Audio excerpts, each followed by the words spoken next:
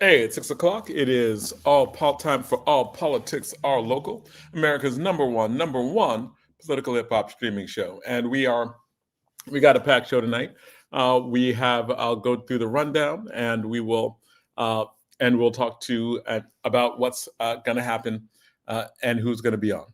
We know this is election season, and in election season in New Jersey, there's one of two races going on in the United States right now. And it's going to be a heated race. It's going to be a very close race. There was a debate just the other day, and we're honored to have a conversation with Leroy Jones. He's the chair of the New Jersey Democratic Party, and we're going to be talking about the race for governor, voting, and why we all need to come out and be involved in the life of our communities. We're going to have our co-hosts are going to be on in a few seconds. We're going to have Zaid Muhammad on, and we're going to have Donna come on as well to have these conversations, and the chair will be here. And at 6:45, we are honored to have an amazing activist from Chicago, Jasmine Smith. She's the co-chair of the Chicago Alliance Against Racist and Political Repression. She's going to join us to talk about what's going on in Chicago, like the ICE raids, and the potential for the National Guard deployment in Chicago. So all the stuff that's going on there on the ground, we'll be talking to her at 6:45. At 7:30, we're going to have a conversation with Assata Mann and Kinsburg of the New Jersey Institute of Social Justice. And they're going to join us to talk about a youth series they're doing to train the next generation of youth activists and youth leaders. They're doing teach-ins, and they're going to talk to us about those and what it means to train the next generation of activists in a climate like this, in a climate that we're in right now. And then at 8 o'clock, we're going to have Amber Sherman of Black Lives Matter Memphis come on to talk about the federal troops that are in her city in Memphis. So it's going to be a packed show. Of course, at 8:30, we have DJ Rhino in the state of hip hop. DJ Rhino is going to be back this week, and we're going to be talking about hip hop and what has developed and occurred in the last few weeks. So that should be a good conversation too. So it's a heavy show today, a heavy show that is very much about our times and about what is going on. So we will have Leroy Jones join us shortly, and then we will go on from there. The debates that went on a couple of nights ago, my own analysis of those debates was like they were. I'm nervous. Like one of the reasons why I want to talk to Leroy Jones is because I'm a little nervous about these debates and what the demographic is and what's there. I'm a debate coach. Many people know that I coach high school debate, coached for many years. And so speech and communication, the way people communicate, is very important to me. So when I see the debates, if you're supporting Mickey Sherrill, you probably thought she won. If you were supporting Chidarelli, you probably thought he won. When I look at these debates, I'm looking at them from the point of view of who is their audience, and are they appealing to the audience that they need to get? And that's where I get real nervous. Hold on one second. I am.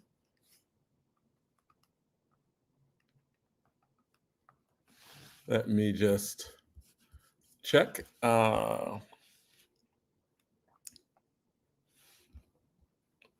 Let me make sure that I'm giving him the correct.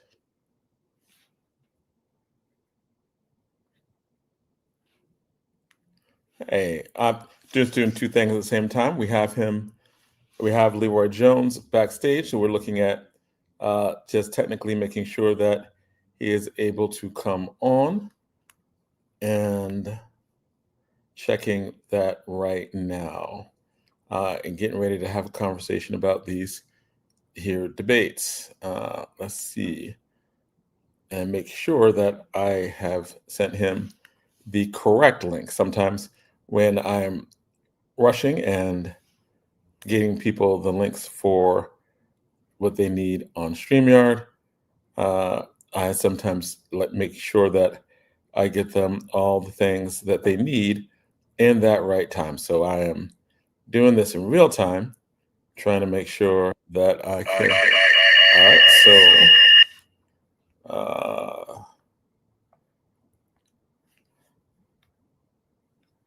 and let me give him this StreamYard link. Thank you for your patience, my guest.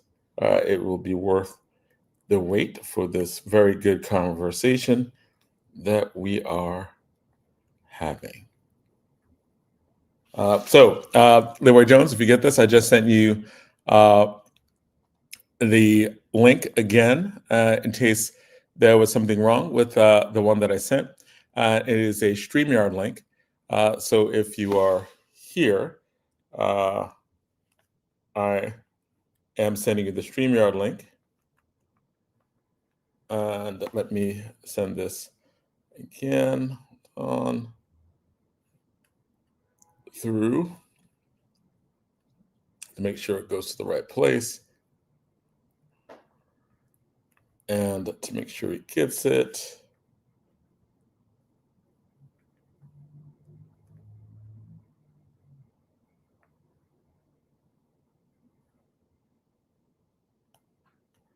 And this is a link. And just send it through again on the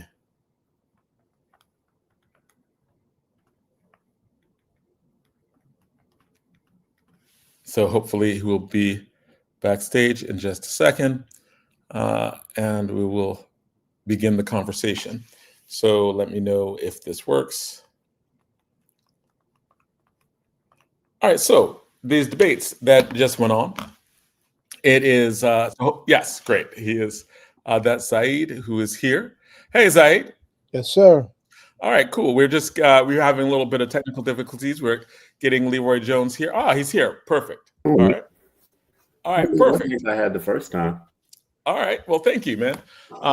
Welcome back to All Politics So Local. This is welcome Leroy Jones, who's the chair of the New Jersey Democratic Party. And I just want to add, he's been a supporter of our show since we began maybe about 15 years ago. So you were one of the first guests on our show. You were one of the first multiple guests on our show. And you also were the person who helped and get a lot of other great guests on our show. So I just want to give you that big public shout out. I know if Ed were here, he would shout you out like that too. So big thanks from the program, big thanks from the show for your history with our program and having conversations with activists and politicians, which is what we're going to do tonight. We have politicians on, we have activists on, because we think that together, these conversations are incredibly valuable. We were talking before, we talked about these big debates that we had. Zaid, welcome. Zaid, we talked about the debate the other day, and I'm worried. I'm going to need you to talk me down this hour, Mr. Jones. I'm going to need you to let's talk about some things. I'm a little nervous. I'm a little nervous about Cheryl and whether or not she will be able to do this. I know it will be close, and I know everyone will need to be involved. When I heard the debates, it's almost like I want her to talk to like all the Black and brown voters who she's going to need to get, right? Because we know that the majority of white voters are not going to vote for her. They generally don't vote for the Democrat. The majority of white voters don't vote for them. They have to win those like 43% of white voters and an overwhelming number of Black and Latino voters. Talk to me, man. Is she going to be able to pull it off? Are we going to be able to pull it off? How are we going to do this? Well, I think so. And, Jonathan Diet, is always good to see you guys. Let me just start off by, saying that and, just starting off, with that great introduction of me. But, you dated, the two of you for, 15 years. Damn, you guys look great, man. I got to say that. You guys look great for 15 years of being on the air. But, look. Every election, I'm always nervous. I don't beat it, my chest, before, any election or with any candidate for that matter. Mikey, is a candidate that offers a whole lot. I mean, she has a tremendous background. I don't need to get into that. You all know that she was in the Navy, helicopter pilot, prosecutor, mom, the whole bit. Her campaign has been a broad campaign that's reached across New Jersey. She has been and will continue to be in Black and brown communities. She's there this weekend. In Mercer County, she'll be barnstorming Essex County next weekend. And I think for the latter half of the campaign, she'll be in the cities. You're right. We've experienced the Democratic Party has experienced a flight of Caucasian voters to a great extent. But when many of them have sat home, a lot of us sat home last general election where we saw Trump come within striking distance of Kamala Harris.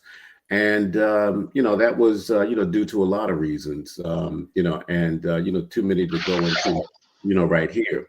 But I think after, not even a year of, the Trump administration and, what we see going on, across this nation, where he's, unleashed, National Guard on right, like Chicago, Washington, D.C., it's talk, Portland, Oregon, Los Angeles, California.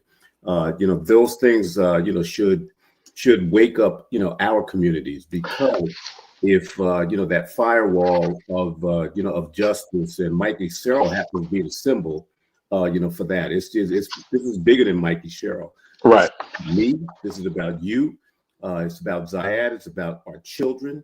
It's about our parents. It's about all of us now. So when you think about it, all of us are on the ballot.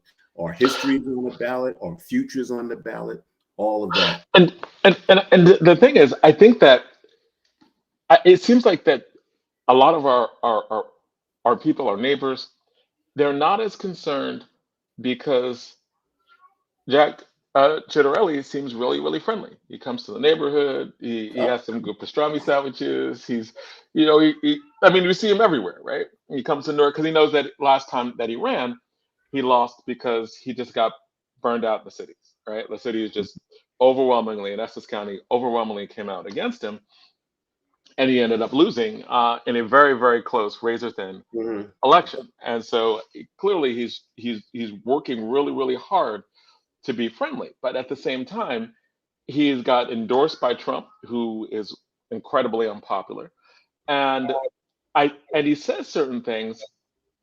And this is what and maybe it's just me as a debate coach and just thinking and me looking at the debate. But it seems like for us, he said certain things that if I had a chance to talk to Jack Ciattarelli and ask him questions, the first question I'd probably ask him would be, when you said qualified immunity is something that is needed so badly, and you got on Cheryl for supporting a ban on or a limitation on qualified immunity. She didn't really have a response to that, but I think she could have. That would have spoke to me. That would have spoke to a lot of Black people, right? Like, as in, so are you saying, like, the reason why she pushed back against qualified immunity was because qualified immunity is used for police officers to get away with beating and killing Black people. And that's really it. Right. But very specifically, absolutely, we know that in a lot of these cases, right, that where there is no conviction, they're on tape. They have shot somebody, they have beaten somebody. Like a police officer has to stand on someone's neck on film for 9 minutes, and then we still are in suspense whether he's going to be convicted or not. We're still like, oh, is he going to be convicted, right? And I think that when he's looking at, hey, here's this law and order, when she could have been like, look, that you're like talking about the 1980s Mm-hmm. as opposed to now, when we have lower crime and violence in these Mm-hmm. cities. She could have talked about some of the heroes, right? Like some of the people who have been doing the work of lowering violence in our Mm-hmm. communities, like Raz and Newark, and alternative approaches, and putting those that work on the stage, and just made them seem like you don't even know the communities that you're walking through. You might walk through the communities, but you don't know what works, right? Mm-hmm. Um, so I think that there are these opportunities to speak to us that, especially on some of the issues where he's very friendly. But when he says qualified immunity, that's not a very friendly thing, right? Like that. If I had a chance to talk to him and ask him questions, I would ask him a question about that first, Mm-hmm. and I'd be like, "So, are you cool with the way that police brutalize Black people? Because you're in Newark, you're in all these places. Newark just got off of a consent decree because they had to change the way that police operated because it was there were major abuses. Do you speak to those abuses or do you pretend that they don't exist?" Right? Or when they gave Trump an A, right? Like I think he did an A. I think he did everything right. So you think when he goes to the Smithsonian and says that Black history shouldn't be taught, we can't talk about slavery, that's an A for you, right? Like just ask him some questions and make him answer those questions. Maybe he has an answer for those, right? But he's Mm-hmm. like, I give him an A. And then I'd be like, all right, so what happened in Chicago when they have Black kids coming out in zip ties, right? But like that's an A for you? That's A behavior? And I just it seems like that would have spoken to me, it would have spoken to our communities. I think that would have gotten a lot of play, right? Mm-hmm. In terms of, and it would have been real, Mm-hmm. right? Like as in here's where you are actually outdated, right? Here's Mm-hmm. where you and maybe I'm wrong about him and his policies, and he has an answer or has a response that are good responses. But when he says it out there, it seems like jump. That's something that should be front and center if we want to get motivated. Because I don't know how motivated we are. Mm-hmm. How are you finding us with this? And does she have people like you like that like really pushing for her messaging for us? So yes, she does. And look, let me just say this about Jack Chitterelli and his visits to to our communities. Here's a guy that will come to our barbershops, will come to our beauty salons, will join in our cultural festivities. And he will say what he expects us to embrace about him and what and how he feels about our communities. But then he'll go to another community, and his conversation will be totally different. And I'm gonna show you how that's the case.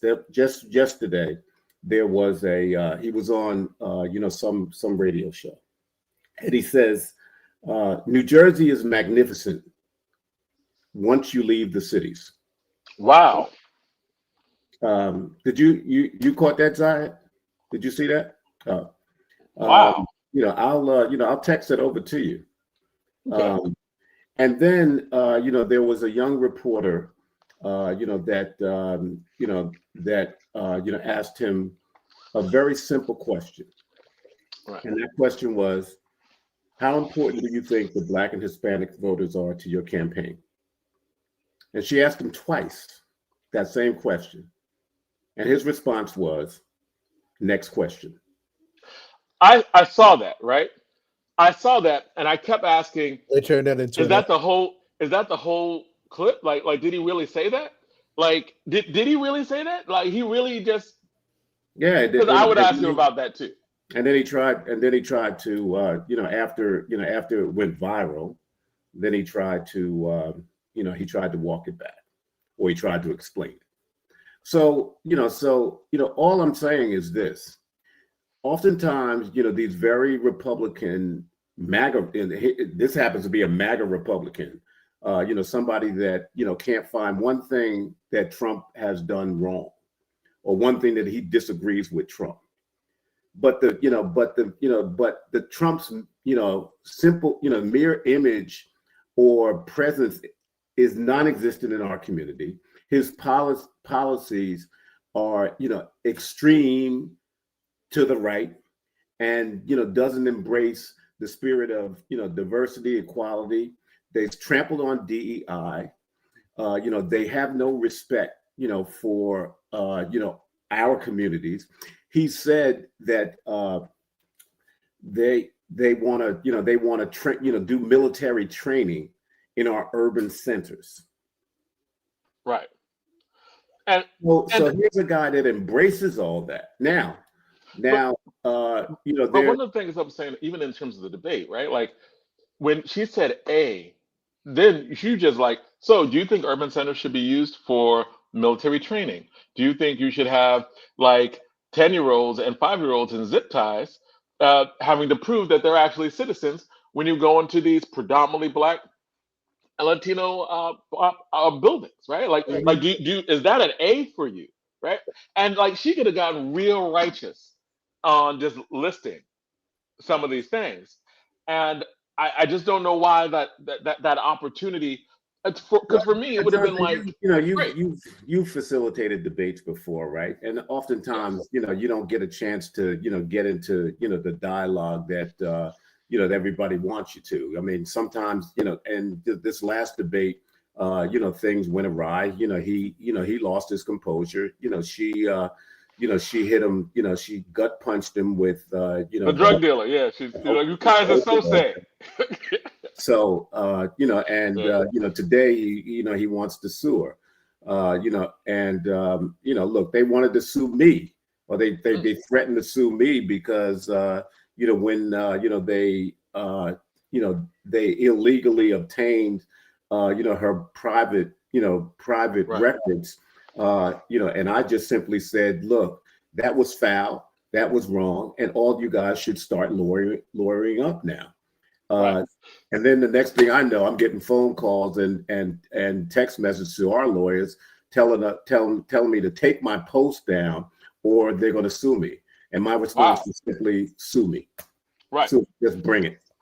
So basically, you're like, who you think you are, Drake? That's a real Drake move, right? You get beat in the battle, and you be like, "Oh, lawyering up," right? Like that was real Drake. That was real Drake. That's a Trump playbook. Look. As I said a little earlier, this thing is bigger than Mikey and bigger than Chitterelli. This is about our communities. This is about our people. This is about our futures. This is about individuals being able to afford a quality of life here. This is about individuals being able to to live in decent and affordable housing.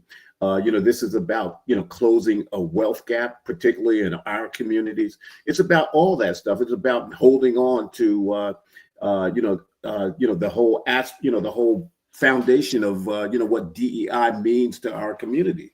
So Mikey for the moment is the symbol in this. She just happens to be the person out front. So people have to ask themselves, are you better with Mikey Sherrill, or are you better with Jack Chitterelli, who is 100% MAGA, who believes in that stuff, who will come to our communities, eat pastrami sandwiches or whatever the case, whatever's being sold in in a deli, and and befriend us. But then he goes to his communities, and the conversation is totally different. And I think that part. And Donna, you were saying? I think that was. Hey, Chairman, how are you doing, sir? I'm good. Good. Listen, so I've read that Chitterelli has stated that he would repeal the homicide legislation. Has that come up for discussion? And I know that's probably a non-discussion for Congresswoman, but has it come up? And to our community, we're reaching the deadline for voter registration. I always talk about we kind of vote in our community around 30%. But if we did the same numbers as we did in 2008 and 2012, as Essex County goes, so to speak, so the state will go. What can we do to pull the numbers out and get people more excited about voting and understand that this election is how their lives will go going forward? And they're very protected in New Jersey in Yeah, terms I of. mean, look, that in my mind, Mikey Sherrill, becomes that symbolic firewall, and things that like the Amistad legislation, which much like the Trump, the Trump agenda, is to kill our history. So if Jack Ciattarelli says that he finds nothing that he disagrees with Trump on, then that means he supports the abolishment of the Amistad law, and that's something that a good friend of all of ours, Bill Payne, authored. And as you know, that Bill is the brother of the late Congressman Donald Payne Sr. and the uncle of Donald Payne Jr., the late Donald Payne Jr. as well. The eradication or elimination of our history, is at stake in this. And, those are the things that, on the stump I'm talking about, we have surrogates out there like Raz Baraka, who ran a gallant, primary election, and for the most part, galvanized, black and brown people up and down the state. He's out there talking about the virtues of Mikey Sherrill, and what her candidacy means to New Jersey and what her candidacy would mean to the city of Newark. If folks are, if Trump is trying to go into Chicago and all these other places with National Guard, if Jack Ciattarelli is governor here, where do you think the first place he's coming? In our backyard. Newark, New Jersey, Paterson, New Jersey, Camden, New Jersey, Trenton, New Jersey. That's where, those are places that will be on that list. Those are there'll be no one to sue him. There'll be no one to use war zones where they can train the military. Right, because at least in certain states, like in Illinois, and in Illinois, they're actually trying to sue and push back his ability to deploy the National Guard. Right. And if we had a Republican here, they would not use the Justice his Department Attorney General in order would to do not that. would be a lapdog, just like he would be to Donald Trump. And maybe that's also a thing too. It was not just him; it is the people he would put in place and what that would mean in terms of the Attorney General position. And again, if I had a chance to interview Ciattarelli, I would ask him all these questions. Right? I would ask him about Attorney General. I would ask him about pushing back against the National Guard, and if he would, when it came up. But I think that those are real things, right? Because I can't believe that ICE zip tied a building. They held a building hostage and made sure that each of them was actually a citizen before they released them. Mm-hmm. And they was literally a roundup in their homes. And I'm like, it's we crazy, have an activist on, Jasmine Smith, on after the segment, and we're going to get more into that there and just find out that a lot of the details there. But that was one of the most disturbing things that I have heard. 10 o'clock at night. Right. At 10 o'clock at night, right. Right. Yeah. It's one of the more disturbing things I've heard in a disturbing 6 months. There was a last night I was at a Know Your Rights forum that Mayor Green and several council people in East Orange, Sharnette Frederick from Irvington and Brittany Timberlake and Assemblywoman Carmen Morales, and the turnout was light. And what a suspected turnout was light was because folks are afraid to come out to something like that because they would be under the impression that since it was publicly advertised that that is now in the hands of these ICE agents, and that would be a right place, for individuals that have concerns about their civil liberties and and their immigration status. That's where they would be to find out how to deal with that. And so you see, folks are afraid. They're in their home, their homes, not willing to come out. I mean, we have we have a very large Haitian population here in East Orange and Irvington and Newark, and folks are very, very, very timid about the fact that these things exist now, and this is the atmosphere that we live in. So it's already chilled, right? Like people are already underground. I'm a teacher, and that's why it gets back to that term I use. The firewall that we need up here in New Jersey, because if we don't have one up there, we don't have the ability to fight back when it's time to fight back. We are going to be in a very, very difficult position. I think that I agree. I think we are in a time where in our community we have to go beyond being excited about a particular candidate and understand that like voting is a strategy that we need to be members of organizations, right? And if we're members of civic organizations, then it's not like we're casting voting as the end all be all. I think that what I've been telling everyone is everyone needs to join an organization, and then you'll know how to vote, right? Yeah. Everybody needs to join, like you need to join a civic organization that join one organization where you meet and you try to organize and you try to fix problems within our community. Just one organization. Just join that one organization. And if you join that organization, you will start to draw conclusions about voting. Yeah. And you will look at voting in a different way, because you'll look at voting as a means to an end.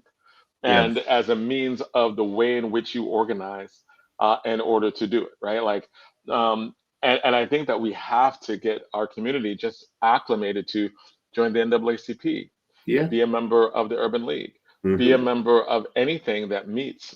Be a member of your block association, your PTA, right? Like anything that organizes or try to make something better, your neighborhood watch, something, right? Yeah. So that you have to interact with people and to get things done.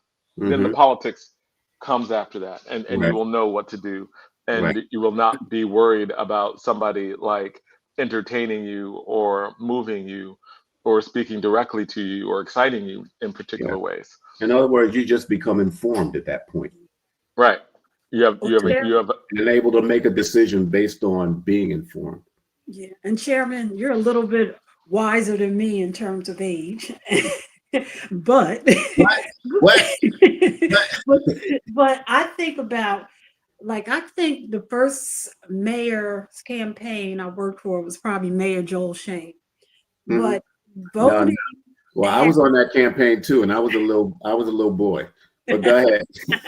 We were showing up at the Peppermint to get our $50 for passing out flyers. I mean, being a part of the voting process has been a part of us as long as we have been probably able to critically think about voting, and how, even if it was just, wow, we can get a $50 check, but we were engaged. And that's why I said in the beginning about people, and Jonathan just alluded to, being engaged in the voting process. It's not something, it's a participant sport. You have to be engaged, stay engaged, and not just do it at the presidential. Jesse used to say, from the from the outhouse to the White House, all elections you need to vote in. We have to get engaged and stay engaged and get people reinvigorated. Yeah, well, that's the title of this show that's been on for 15 years. All politics are local. And is the young Dems, are we doing? And I think if we look at our neighbor in New York, what they're about to do with their mayoral election, it was young people that absolutely, that turn things around for the mayoral election, or put the mayor in the Mondani in the place that he's in right now. And I Mhm. just keep saying, you're our chairman of our Democratic Party.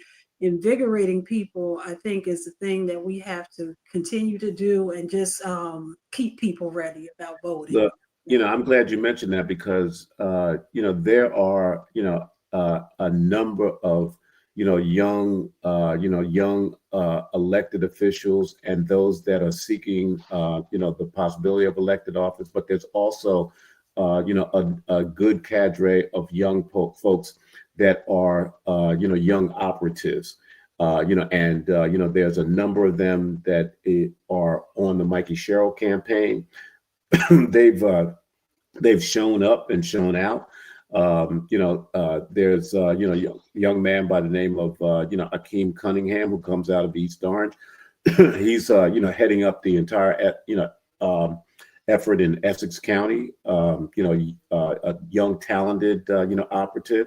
There's a young lady from East Orange called her name is Kaylin Jones, no relation, but she's been working with me long enough that I think we probably are.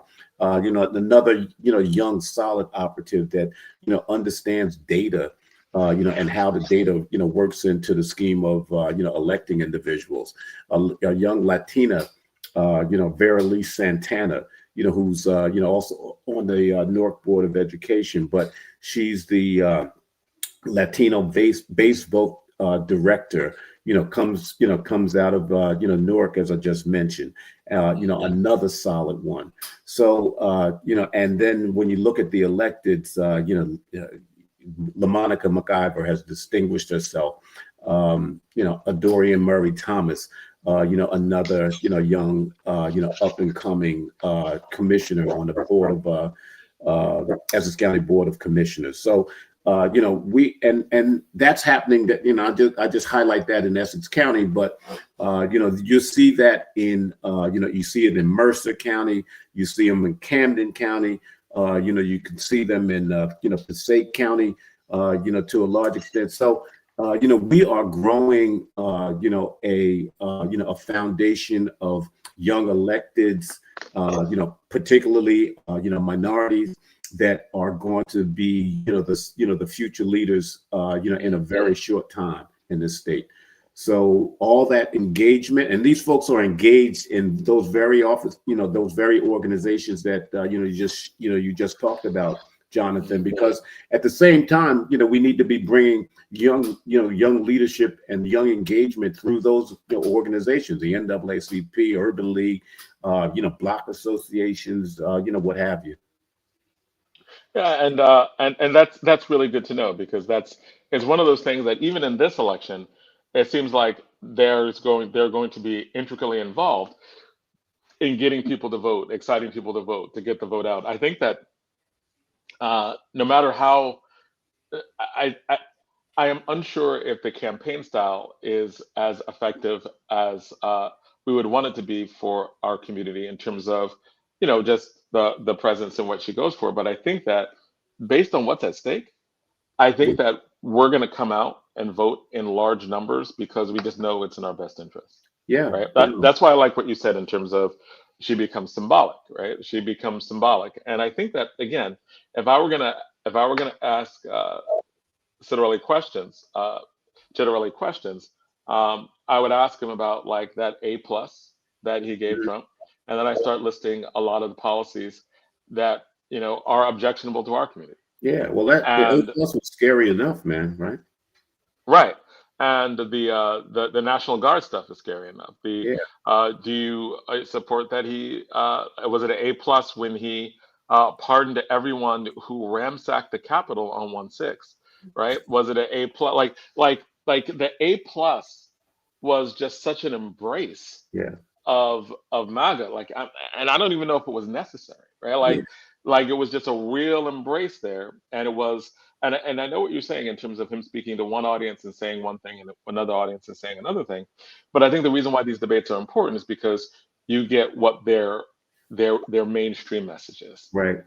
You get what their essence message is, right? And that message was like, I'm going to speak to the Police Benevolent Association, and because they're scared of urban areas, then we're going to be like, I supported qualified immunity, she took it away, and you won't be able to do your job without it. It was like, wait, like you have completely dismissed an entire generational debate about police brutality, Yeah. about police killings, Yeah. about like it's like that whole history didn't exist because there was just nothing there. Yeah. And I think that those things just, have not been amplified, but I think that they will be or need to be amplified by us in the smaller conversations that we have to get people out to vote, why it's important. And Even Chairman, on the before you leave, as we Kicking me out? No, I know we have a tight schedule, and you have a tight schedule. fair And enough. you can stay as long as you want. we love to have you and more of you. I gotta go pick Absolutely. my wife up from We the have to beauty get parlor, man. the chairman's corner. We have to talk to you about that on voting. And we're reviving our segment on the vote, so we probably will ask you to come back more. Okay. Absolutely. But in Hudson County, some Dems came out and endorsed Chiarelli as the chairman. Is this, and no, that's a big immigrant community. Is there something that, because our show replays that when they hear that message, from what can be considered their leadership, is there something that you can speak to that when the leadership is going another way, but we know it's not something that is good for us as a party or for the state?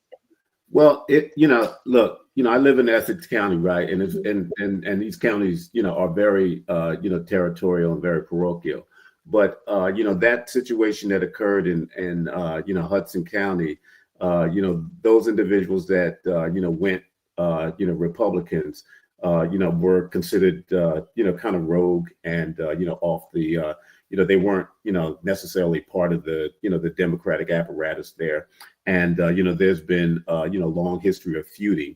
So, that was, those individuals' way of kind of thumbing their nose up at the, at the organizational structure. So, I don't know, how significant or how impactful that's going to be. We'll see. My concentration is, as the Essex County Democratic Chair as well as state chair, but, those, my focus is making sure that the plurality in Essex County is significant enough to blunt, whatever comes out. But, let me just say this before before you guys let me go. Chiarelli, it has given Trump an A+, as Jonathan, mentioned so many times. And I'm just saying this to, to everybody that's listening out there. When somebody tells you who they are, believe them. He's telling us who he is, so believe him. So I almost forgot that you were also the chair of the Essex County Democratic Party too. So that means that you may be the hero of this campaign for the Democrats, because everybody knows that if there's a plurality in Essex that builds up significantly, that saved the state last time, right? The state was saved last time because the Essex vote was driven up so high that he was ahead, right? Like wasn't generally ahead toward the end of the night, and then when Essex came in, I was there. I was in this cold, breezeway in Asbury Park, and they were sweating a little bit, because his numbers, were showing, he was in the lead, and when we released the Essex County numbers, that cut into it pretty significantly. And then, over the next couple days, over the next day, when the vote by mail numbers were released, because that comes in daily, we took the lead, and he conceded at that point, and we went down on that was Tuesday night. We went down on a Wednesday night, and pretty much close the deal. But look, I'm not trying to, I'm not looking to be the hero. I'm not trying to wear Sorry that. for the pressure, man. Sorry for the pressure. I don't want to ride in on on the white horse and save the day and all this stuff. I don't have no S on my chest. I'm just doing the Lord's work here, and just trying to make sure that our communities are safe. That we stay focused on taking care of our communities, our people, and making sure that our history is not erased. And that firewall of justice, freedom, and equality is up and it prevails. And I was just going to just say one more thing, and I don't know if this is effective or not effective, or it seemed like in the primaries there were a lot of there were a lot of candidates who had ideas, right? Yeah. About taxes, et cetera. Baraka, amazing. That we all supported him greatly, right? And the progress and things that were done in Newark on policing. I always say that Newark in education, the superintendent has gotten it so that Newark is literally considered a high-performing district. I keep saying that over and over again because it's like, even though it happened, very few newspapers covered it. It was based on CUSAC scores, had not been done before since CUSAC scores have been made, and is literally labeled as officially a high-performing district by the New Jersey State Department of Education, right? And it seems like in these conversations on education and what could be done, they don't talk about they don't talk about the mayor's accomplishments in Newark in terms of crime and crime prevention. You think that it's like 1987 or 1988 in terms of crime, the way they're talking about it, or you think that when they talk about education, when they're like, oh, kids can't read, and you think that they're not really recognizing that there are a lot of indicators in Newark that have been so positive, right? That is literally be considered a high performing district. And I think that there's a boogeyman that a lot of people want to try to run against that no longer exists. So they pretend that it still exists. I think maybe strategically getting into the things that the areas in where we've been excellent and where the Democratic Party has been excellent, to highlight that as much as possible going forward, and how important it is for our own people to recognize it. Absolutely. So that they know what's at stake. Like it's one thing to think that to vote out of fear of someone coming to do something bad, but it's another thing in recognizing that you have actually come away in solving problems. Like there is progress that has been made that is being ignored, and you need to stand on what has actually been done and getting the news out about that. Right. Stand on business. And So, champion. so that last question, the last question was, who you listening to? What music? What? Well, let me just say, we want to say, what music does Jackie have you listening to? Tell Jackie that we are sending our love to her. Jackie's into Gregory Porter these days. That's all she. But this is a hip hop. What hip hop artists, when you especially, last day of voting registration coming up? Who you listen to? I can't go wrong with Tupac, Nipsey Hussle. I'm an old school, hip hop guy, so I can go back with Run DMC, Kurtis Blow. I'm all over the place here, but just bring it to me. I love the music, and the artists. There's never one that stands out more than the other. They all contribute in a way that it helps grow our culture and clear our minds. When we need to sit back and just enjoy some good music. Okay, you said Run DMC. Am I gonna find a picture out there with some gazelles and with a big belt buckle? You want me to picture you out there like that? Hey, look. When I gotta get that way, I get that way. Right. All right. Well, thank you so much for coming out. And coming back on the show. We miss you. We got to have you back on more. And so we're definitely going to be reaching out again quite often to get you back on to talk about the stuff that you are expert at all over the state, right? So you are much appreciated. until I came Principal Cafella and gave him a shout out. Yes. Okay. I saw his, I saw his poster right there for a few minutes ago. But look, it's always a pleasure being on with you guys. You guys wait too long to get me back on. Y'all have Rockman on here a lot. Those my boys, but just show a brother some love sometime. That's all. Well, listen, and you don't have to wait for us to call you. If there's something that we need to know, please hit the text us and we'll put you right on. I know how to get y'all. Yes. I know where you live, Donna. That's right. You know where we all live. You're the chairman. Right. Fair enough. Thank you. Hey, take care. Have a great weekend. Thank you, guys. You for all that you do. And thank you for all that you do too, man. All right.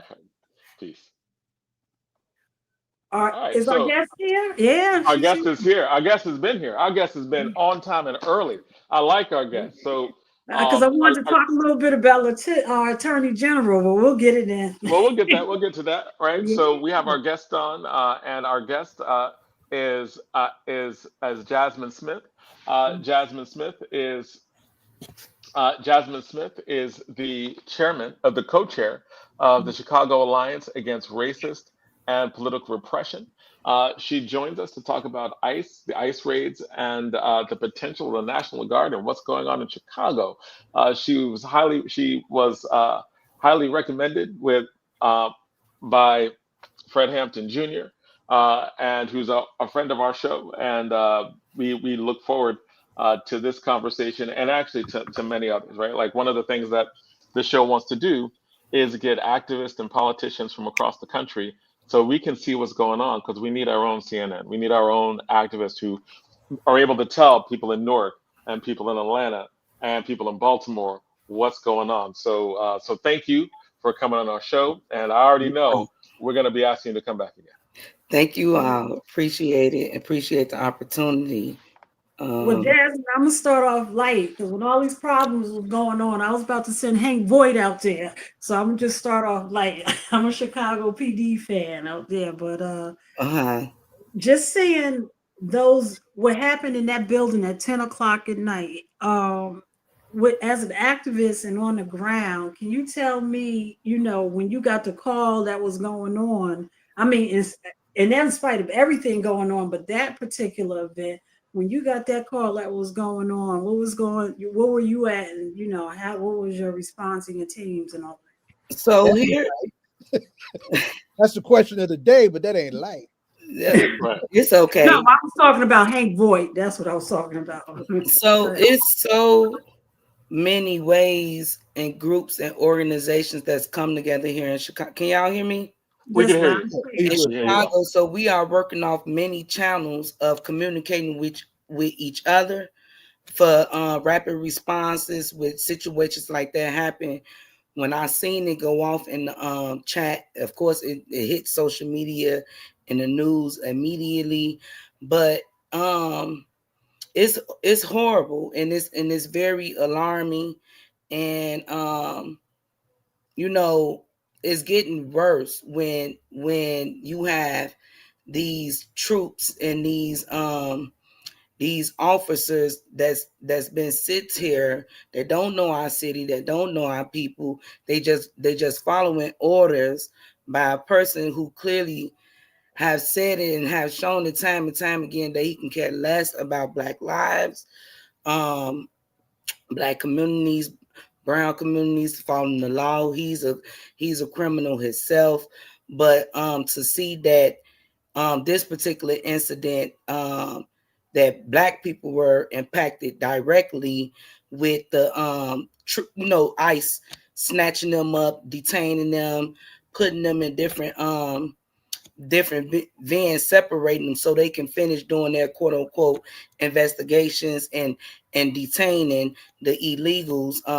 It's just a horrible time, that we are living in. I want to say that I agree with Brother Leroy, who was just on here, and so many other things that you guys were just talking about politically. But when he said what is happening right now under the Trump administration, it very well should wake up all of our Black communities, like for sure. But because of propaganda and misinformation, miseducation. A lot of people, our people are just feeling like that this isn't our fight. This doesn't have anything to do with us. It's not going to impact us. But that comes with the misinformation, miseducation, why Black people feel that this is not our problem, but it's very much a people problem. We are the people. They're violating constitutional laws, violating people's rights. And then most importantly, people need to understand that no one, like what we've been saying in all our protests, we've been protesting before the troops were sent here against the migrant situation and the crisis against Trump. When Trump was even running off, we was in the streets protesting against him winning, protesting when he won, and his attacks that he used in the very beginning. So no one is illegal on stolen land.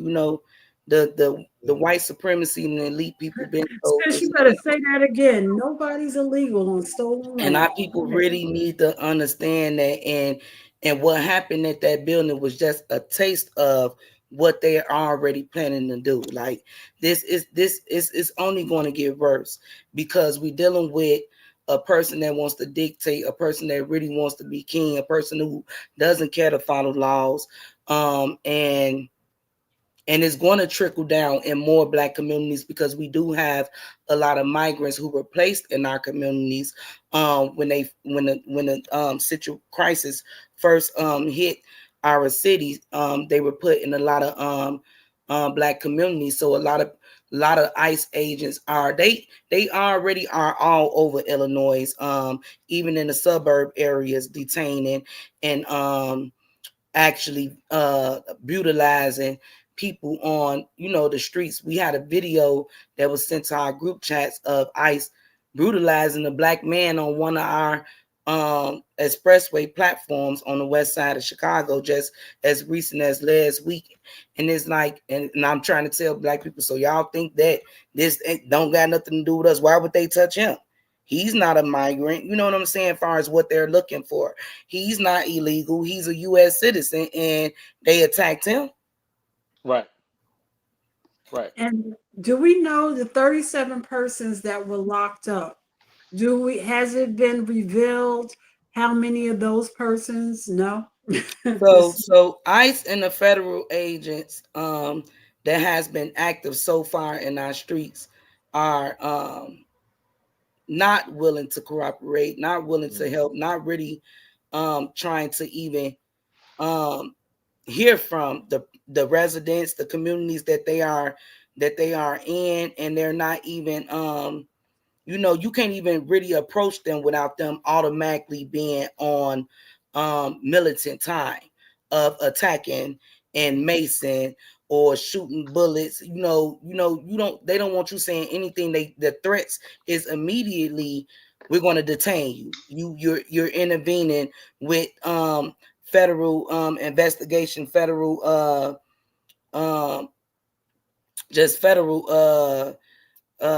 commands, so they try to use those scare tactics. But right now, because I know, Jonathan, you mentioned earlier that the possible deployment of the troops Right. is not possible. Right. The fact is the troops are here. The Illinois troops has been here for a little bit over a month now, but right now we have 300 guard troops. We have because I want to make sure I get the numbers correct. Guard troops, we have 300 from Illinois and 200 that was just sent here from Texas. They have been mobilized in our Chicago area. Their deployment, was, of course, everybody know it was ordered by Trump. So, right. and Trump is saying that he sent them here to protect the ICE agents and the federal agents that was already here. So that right there should wake up our residents. He don't give a flying hell about protecting the constituents and the people within the communities.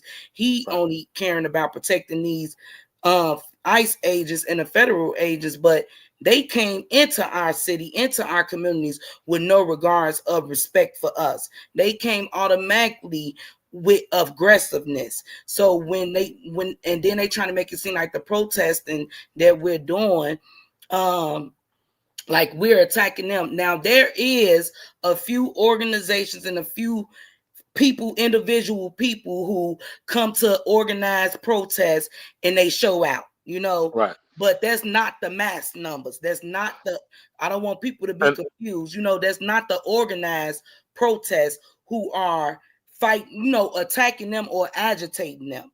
Now, and that's also, is it a possibility, because we don't, look, man, this is Chicago and it's the United States. So is it also probable that when you have people who are outliers, who are just going and doing stuff, that those are agent provocateurs, those are people who, like, have you, like, people you never saw before at a protest, but all of a sudden they're going to throw stuff at ICE? Very Is that what's going on as well? Yes. I wouldn't put it past the government that we dealing with. Now, there are a lot of people, like in our comments, right? Like we have somebody who's like, immigration is not a foundational Black American issue. Slave descendant problem. Caribbean, African, and Caribbeans are not us. And you have there is like a push for people to be like, this is not our problem, as in this immigration thing is not for us to deal with. I know you vehemently disagree with that. What is the argument? Like, what is the reason? Because they doing it to them. They've been doing it. First of all, the targets never came off of the Black people's back. So I have a lot of organizations and people that's here that are strictly wanting to fight for Black people. They don't care about no other race but Black people. But what they fail to realize, the same different race, different countries, different cities, different states, it doesn't matter. They're being attacked by the same government, the same, you know, Democrat, Republican, all of them is like one and the same.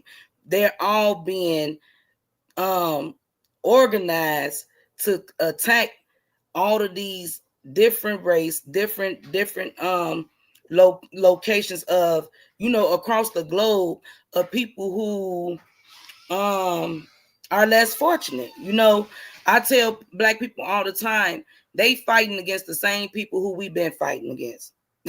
They fight is not no different than our fight in a way. And just because, like, a lot of people be mad at our mayor and say that they mad at the mayor because he gave so much, well, he approved so much money to be allocated to the migrant crisis, and saying that was supposed to, he gave them, you know, our money, Black people money. He should never did that. So what would God do? You know, like, what type of people are y'all? We are in a crisis. Those people cannot be steady out on our streets in front of the police stations, living, sleeping with babies, newborn babies. This man has inherited a lot of trash that came before him that he has to clean up. Now they hitting him with this crisis, and it's in our city. In order to try to contain it, he had to make the best call that he can make at that given time.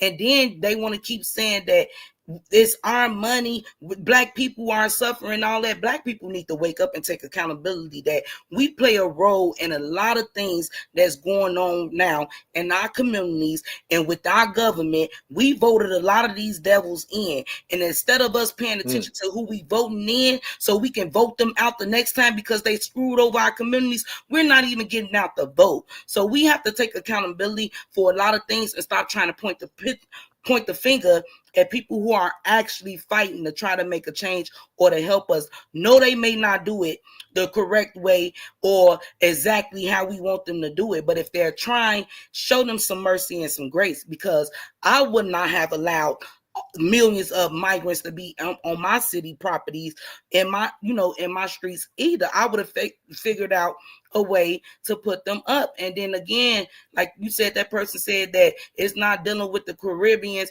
and all that. People need to stop trying to stop making it like what they're trying. You falling into what the elite and the white supremacy want us to do. They want us to have a race war, and it's bigger than that.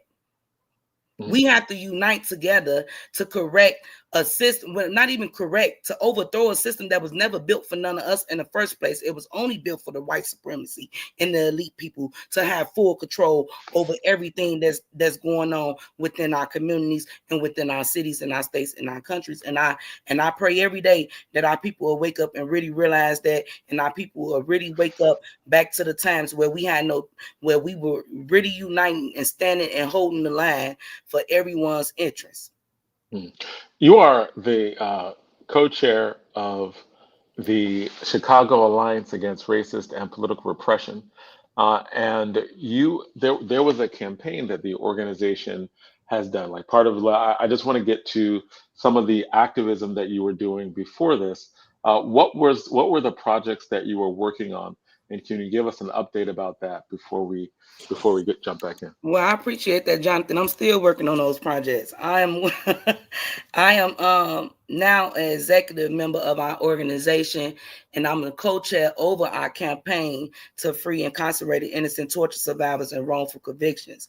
I found this movement, this organization, about 4.5 years ago, looking for help for my 2 loved ones and 16 others, with a total of 18, all of them together, that we knew of at that time that was wrongfully convicted by one of the highest paid sergeants here in Chicago. And my 2 loved ones, Lester Owens and Rico Clark. So Rico Clark really was calling me like, sis, we need you. The lawyers reached out and told us that it's not just us, it's that's got pending cases, or they all mentioned Forberg. Brian P. Forberg was the highest paid sergeant at the time, and his partner Kevin Eberly and John Foster, the detectives. They were named in so many cases at that time, so they sent me out to different events that was dealing with organizations that was fighting for people behind prison walls or re-entry, and I ended up running to the Alliance, and this is what they've been doing for 50 years now. They started with the Angela Davis movement and with the Black Panther Party, freeing all political prisoners and even freeing her first, and then now in 2016, it was re-established, and now we're a national alliance. So this is the Chicago base, which is the headquarters, and then we have 23 up and other running cities that's doing the same thing, fighting for police accountability, fighting to free people that's been wrongfully convicted, people that's been tortured by the police within all of our cities. So we still doing it right now. I'm still fighting for my 2 loved ones. They've been gone for 14.5 years, 17.5 years. And by me agreeing to get into the leadership role of the organization, I inherited all of the other survivors that we already been working with, which is about over 50 of them right now that we are working with. And yeah, it's a struggle out here, especially. And so, and I was going to say, so some of the work that you're doing is like, there were people who were actually, it was proven that they were tortured, right? And so you were fighting for the officers who were guilty of torture to have their other convictions thrown out. So what we're pushing for, number one, is the freedom of these survivors, because all of them, majority of them that we're fighting for, are still in prison, and they're fighting these cases in court, and it's called post convictions, or they're waiting on the conviction integrity unit to finish the investigation within their cases. And all of their cases are, when they file their complaints and their petitions to be brought back in court, is either on the basis of a pattern of practice for the detectives who are named and who are on their case, and they've been deemed incredible, and lawsuits and other cases has won against these detectives, the same detectives that's on their case, and which proven the pattern of practice. So they going back on pattern of practice, actual innocence, ineffective counsel, because some of them had lawyers that sold them out or threw their cases, took the money, ran off, didn't get them a fair chance to fight within court. Then we dealing with a lot of corrupt state's attorneys that's married to a lot of these detectives, like with the highest paid sergeant that's on my loved one's case. He was married to a state's attorney that worked in a post-conviction unit and the conviction integrity unit, and one of his partners as well. So since I got involved, me and my organization been exposed in that, and now all of the men that we're fighting for under these particular detectives are high-profile cases. And so let me just break this. I'm sorry, I try to know break it's it a down. lot. No. I mean, it's a lot of good stuff. Like, you're doing a lot is being done, but a lot of people just don't know this world exists, right? So because people are like, oh, people in jail, they can be convicted, and right, and like we're having a governor's race where one of the people who's running for governor said twice that qualified immunity was the backbone for what police need, and whereas puts a very high bar on police being held accountable for misconducts and misdeeds, right? Like from anything from torture or beating or any of those things, which seem like it seems like if you torture somebody, you should probably lose your job. You should probably go to jail, right? Like it seems like if you torture someone, you kill an unarmed person. It seems like those things are avoidable, right? You did not have to do it. You made a choice, right? It seems like you should not be protected when you engage in those things. And so when, from your perspective on this qualified immunity debate, as someone who is literally fighting to get people out of jail who have credibly been tortured, what does that mean? That's horrible. And that's what we dealing with our governor.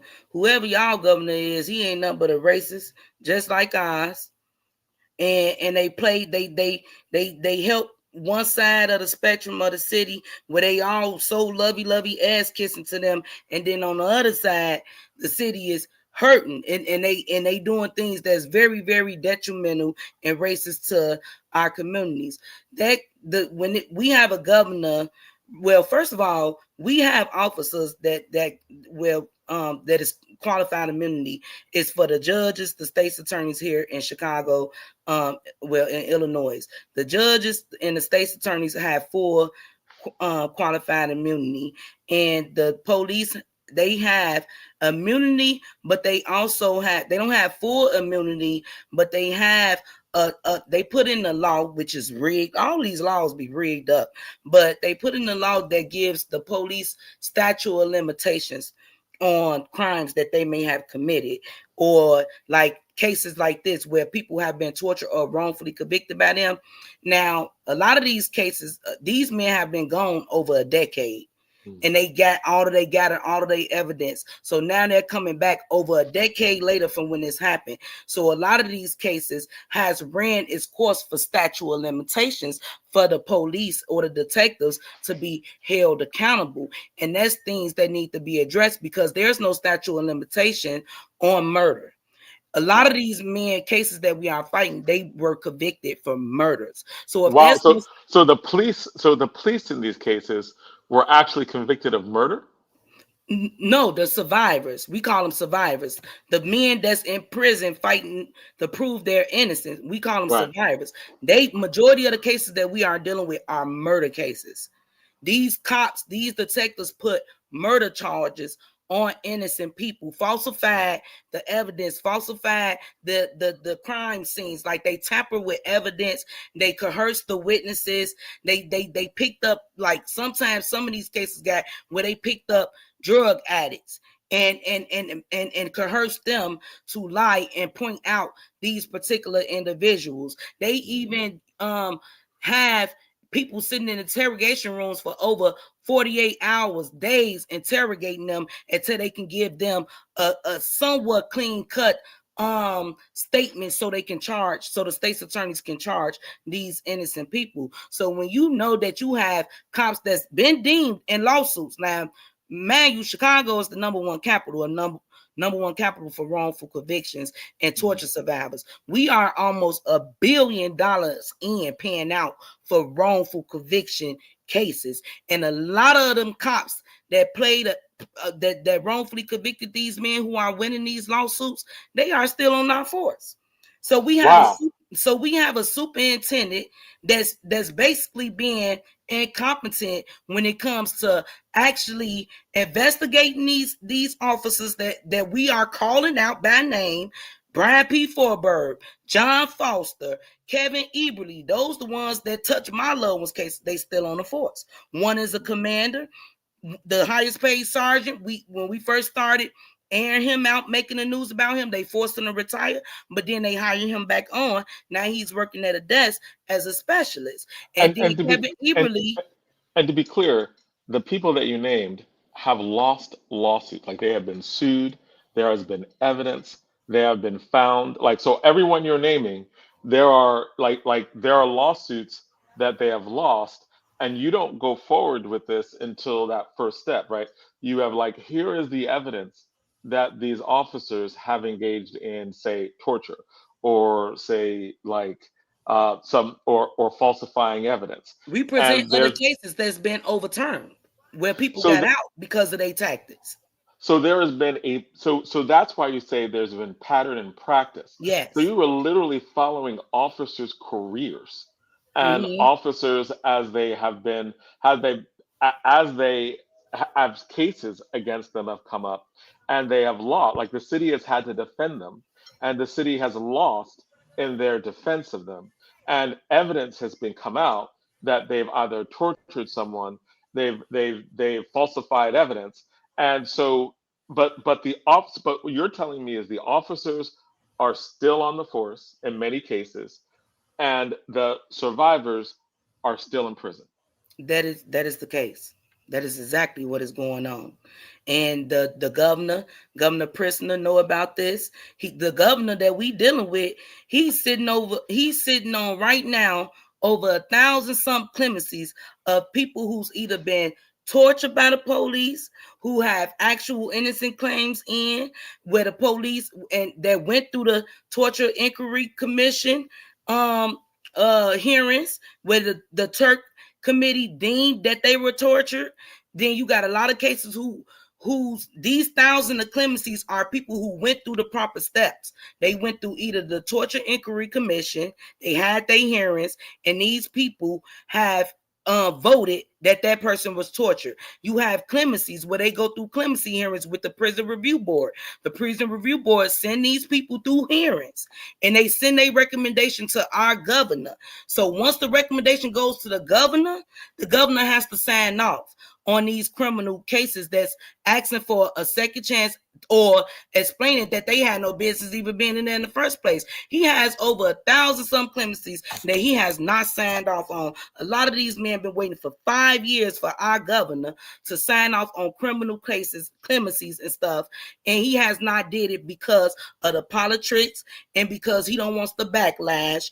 And what our governments and our elected officials are always constantly trying to do is hide their hands and don't want to take accountability because of a system that was built and designed by them and that's failing. So because people get out and they supposed to be corrected and rehabilitated in your prisons, which they're not getting that at all. If they come out and commit another crime or a worse crime for what they were locked up for, now we're talking about the people who did it. Y'all have to take accountability because we just throwing them in these prisons and y'all not getting the proper mental help. They not getting the proper help at all as far as what they're eating. They're being treated like slaves in there. Prisons ain't nothing but another slave ship.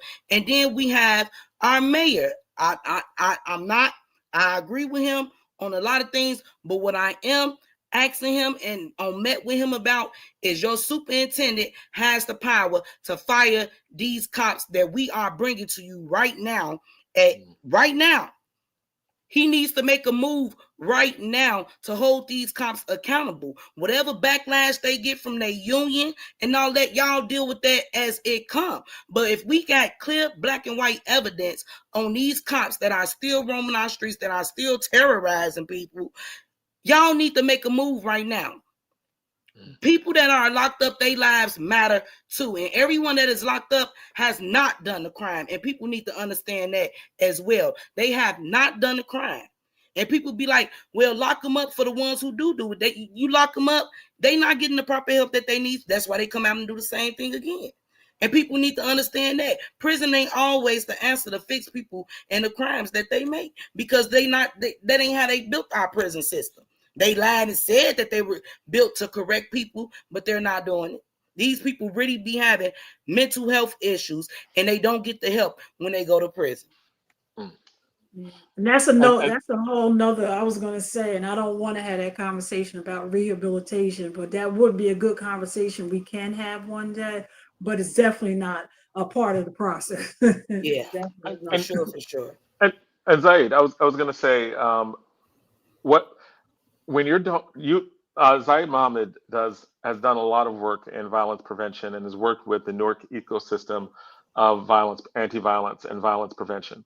And a lot of it seems what you're talking about is stuff that should be, or at least is, in conversation. I know that I know that Newark got many of its ideas from the violence interrupters who were in Chicago.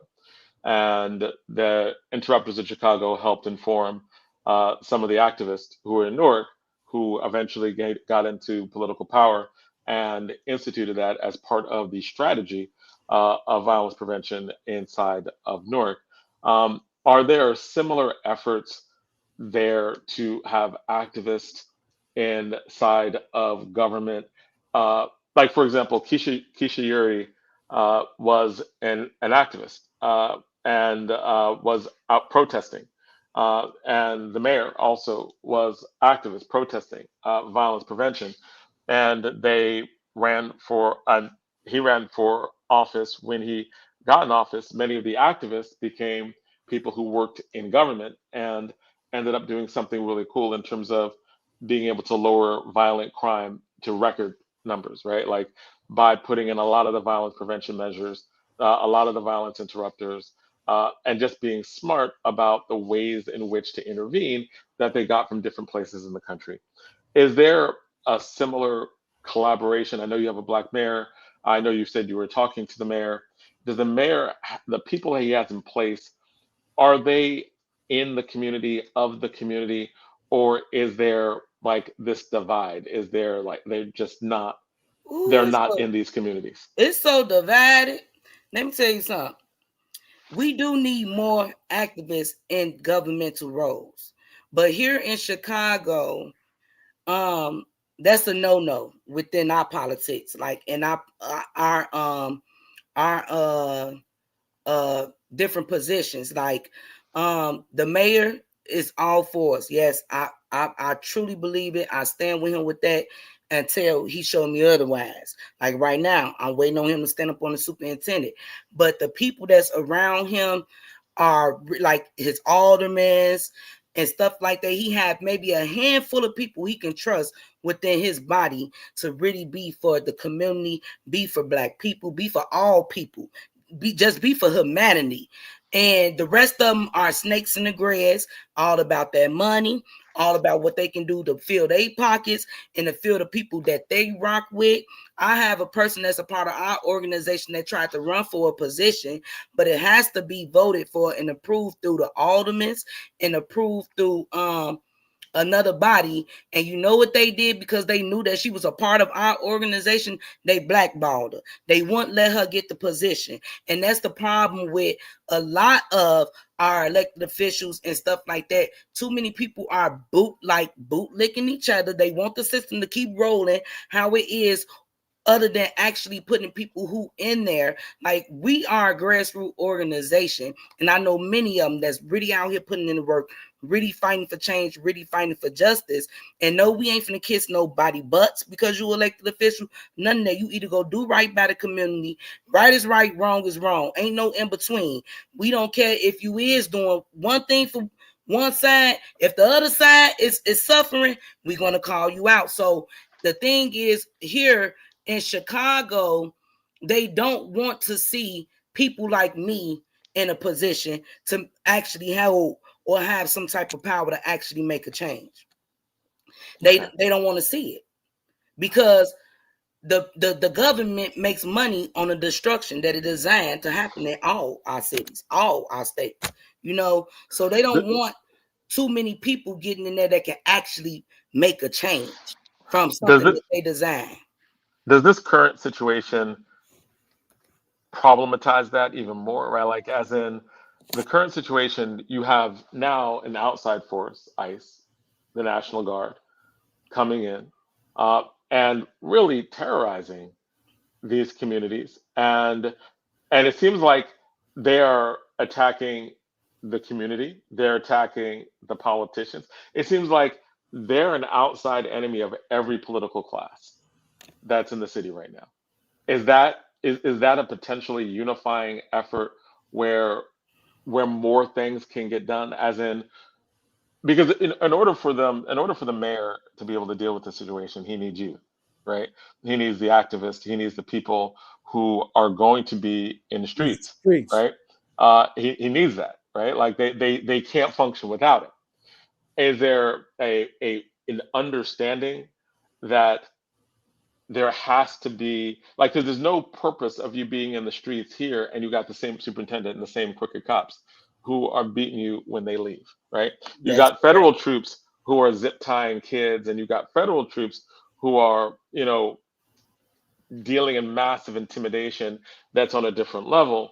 But it seems like there got to be a, come to Jesus moment with the bourgeois class, with middle class Black folk, liberal white folk, Black political elite, yeah. Latino political elite, Latino in the street, right? It seems like all y'all got the same enemy right now, and it could destroy all your lives. That is correct. They're going after the political class pretty ruthlessly, right? Yep. Like they're going after, whether it be from Pritzker on down, they're going after him pretty ruthlessly. They might put him in jail, right, before this is over. They might put the mayor in jail, right, before this is over. And they're getting people on the ground, right? Like they are attacking the Latino community because if you look like you're Latino, you can be stopped, right? Yep. According to the Supreme Court. According to the Supreme Court, you just need to look like you illegal. You look like you could be illegal, right? So you look like you could speak Spanish, so we could stop you, and we could do the things we do. And with Black people now, it's like you could just be in proximity. You could just be in the same building, and they can round you up, tie you up, and put you and make you walk the streets with your children, right, at night, and wait and prove your innocence. No due process, right? Like just prove your innocence. We round you up. Is there a thought that there have to be some conditions for this unification, that y'all need to, like, there needs to be like, we will get rid of the superintendent. We need to be on the same page. We were going to be doing all this other stuff. We need you in the streets. That's not even a discussion, that they've had, the mayor has, or the governor has had with my organization or nothing like that. Like it's not you do this for us and then they'll do this for us. No. We getting in the streets because that's what we don't have no option. We have to fight for our rights, so that's why a lot of them thousands y'all see in our streets and that's making the news, those are real freedom fighters and community people who just like, hell no, y'all not going to take away our First Amendment right, our Fourth Amendment right, all that. So there's not no meeting that's been had, far as I know, with the governor or the mayor where they sat down with the grassroots organizations and said, we need y'all to get in the streets to push back, fight back. None of that.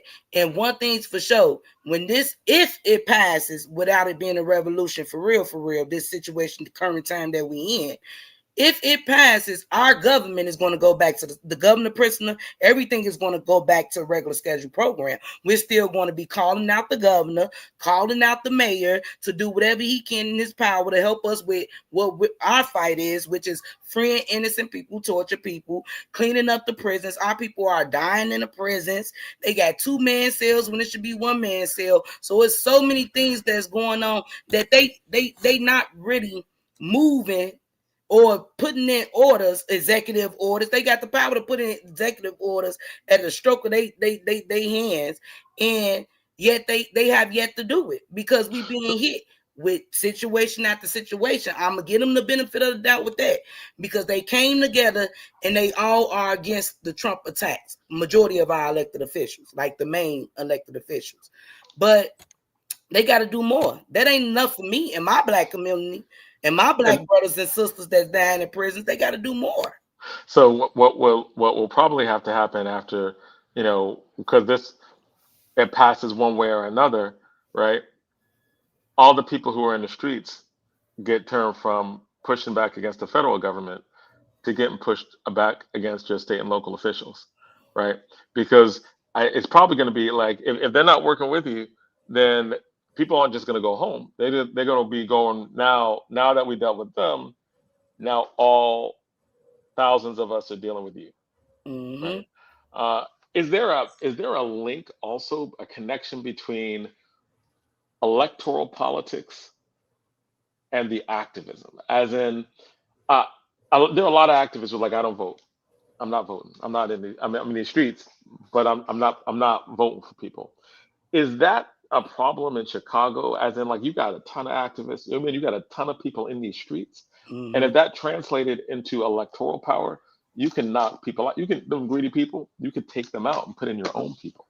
Has there Mm-hmm. been a thought that with every rally to do voter registration forms, with every rally to get people to vote and have your own party, or at least have your own line or your own agenda?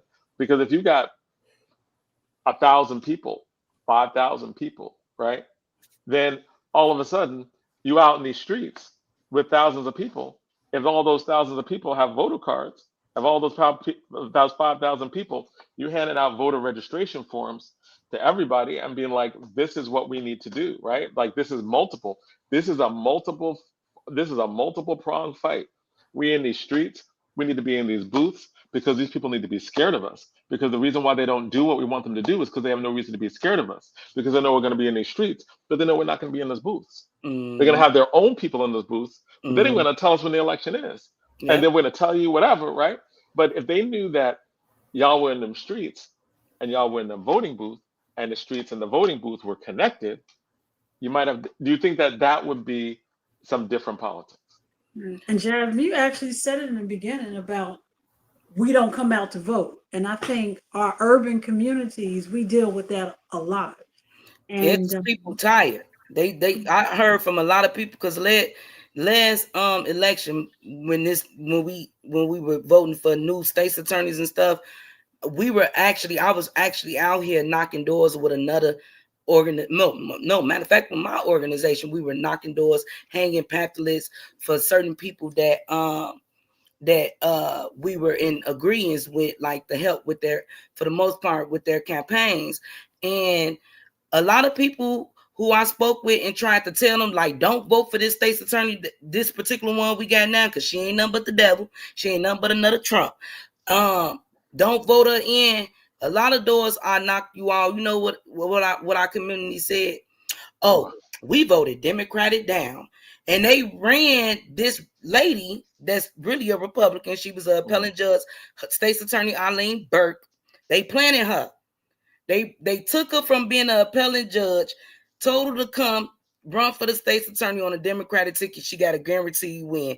And sure enough, she had a guaranteed win because all people know in Illinois is Democrat, and don't even know half of these Democrats is very harmful and detrimental to our society. And that's what we're dealing with right now. We're dealing with a state's attorney that's rolling back everything Kim Foxx put in place to help the Black and brown community with the injustices done within a state's attorney's office, the injustices done with the wrongful convictions. She tried to clean it up as much as possible, but then now we got this new one, and she trying to turn back the clock.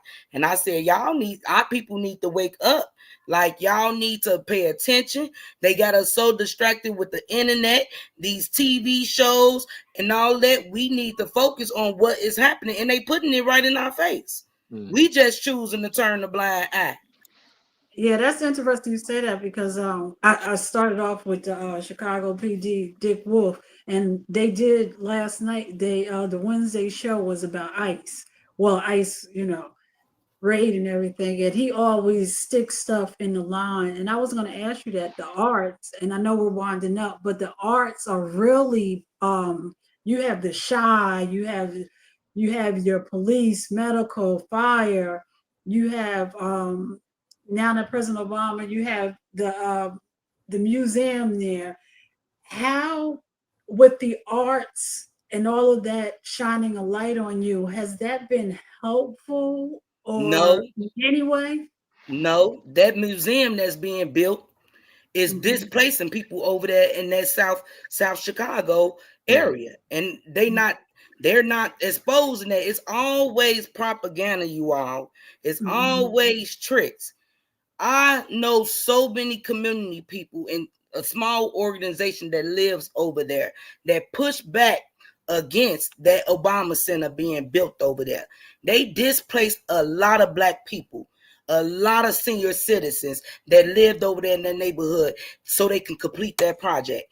They put millions of dollars in that project when that money could have been used towards other things in our communities, like youth programs, like more mental health facilities being reopened that other corrupt mayors and racist mayors have shut down in our city.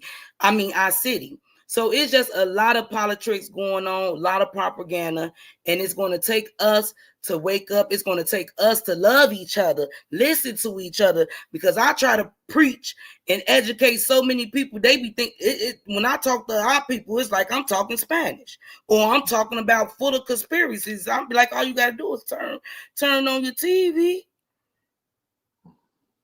So it's a lot, you all, and the art is beautiful. We have a lot of fantastic artists here in Chicago. A lot of people that is trying to, do things in the city. They're allowed to do things. Come do it. It's a lot of films that's been made in our city, but that's all fine and dandy, but it ain't fine and dandy when you can't even go to some of the beautiful parts in our city without paying an arm and a leg. Nothing is really affordable for people who's not wealthy or whose family are not well off, so you can go experience these beautiful things, Yeah, and so I know we're running out of time, and I just want to ask you the question. We have two people who are coming on next who are they're training and organizing, and we're going to talk to them about that. But sometimes I like people to see each other on stage together, because we're not live in the studio. But I know that they're going to be training people to do what you do, in terms of the activism that you do, because the activism you do is pretty intense, right? So what music you listen to, what hip hop you listen to, who is your favorite hip hop artist, individual, group, or who you're just rocking with when you do the work that you do? Meek Mill, he talked a lot about the prison system, and he spoke facts about how the government and the system is ran. Tupac, love me some Tupac. Faz rap, right? I love Kendrick Lamar. So I'm gonna just say those three from now: Tupac, Kendrick Lamar, and Meek Mill. Lucci too. Lucci speaks a lot about the streets, and the prison system and all of that too in some of his raps. I ain't gonna say all of his raps is a green light with me, but some of it is. I put a name in the chat for you. His name is Clay Kane. He does a program called Exonerated, and it's well established. So can you look him up? Try to look him up. You don't have a direct contact on him? Let me get your info and I'll text it to, or just put your phone in the chat and I'll send it to you. Okay. Okay, I appreciate it. And there's a private chat. There's not the public chat. The public chat's one with the comments. Okay. There's a private chat that should be behind there as well. It's called private chat. So you can put it in the private chat. Yep. And what was the question for the trainers that's going to be training other activists again? What would I say to encourage them? Or yes, absolutely. What would you say to encourage them, or something that they should know about? Our history, what our heroes, Malcolm X fought for, what Harriet fought for, what Assata fought for, what Assata did, what a lot of them did, what Malcolm did, what Marcus Garvey did. All of those, our heroes, really played a role in what we're still fighting for today. Some of the things that they was pushing for and fought for, we still fighting for it right now. And people have to understand, no dollar amount is gonna save humanity. You have to have that within you to save our communities, to save our people. You have to be fearlessly, unapologetically you. You have to be fearlessly unafraid of those powers that be. I wake up every day. I have a grandson. I have a daughter that's a gun violence survivor. I have nephews, nieces, and I see the world that we living in right now. And if I got the option to wake up every day to fight to make a change, that's what I'm going to do.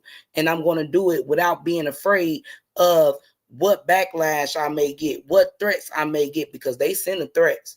Oh, the threats come, but you have to understand that the path that you choose to go in comes with great sacrifice. And I'm willing to die for my people. I'm willing to die to make a change, to fight for a change. So I'm going to be doing this until y'all pick me up off the battlefield. Freedom of death, baby. I hear you, Donna.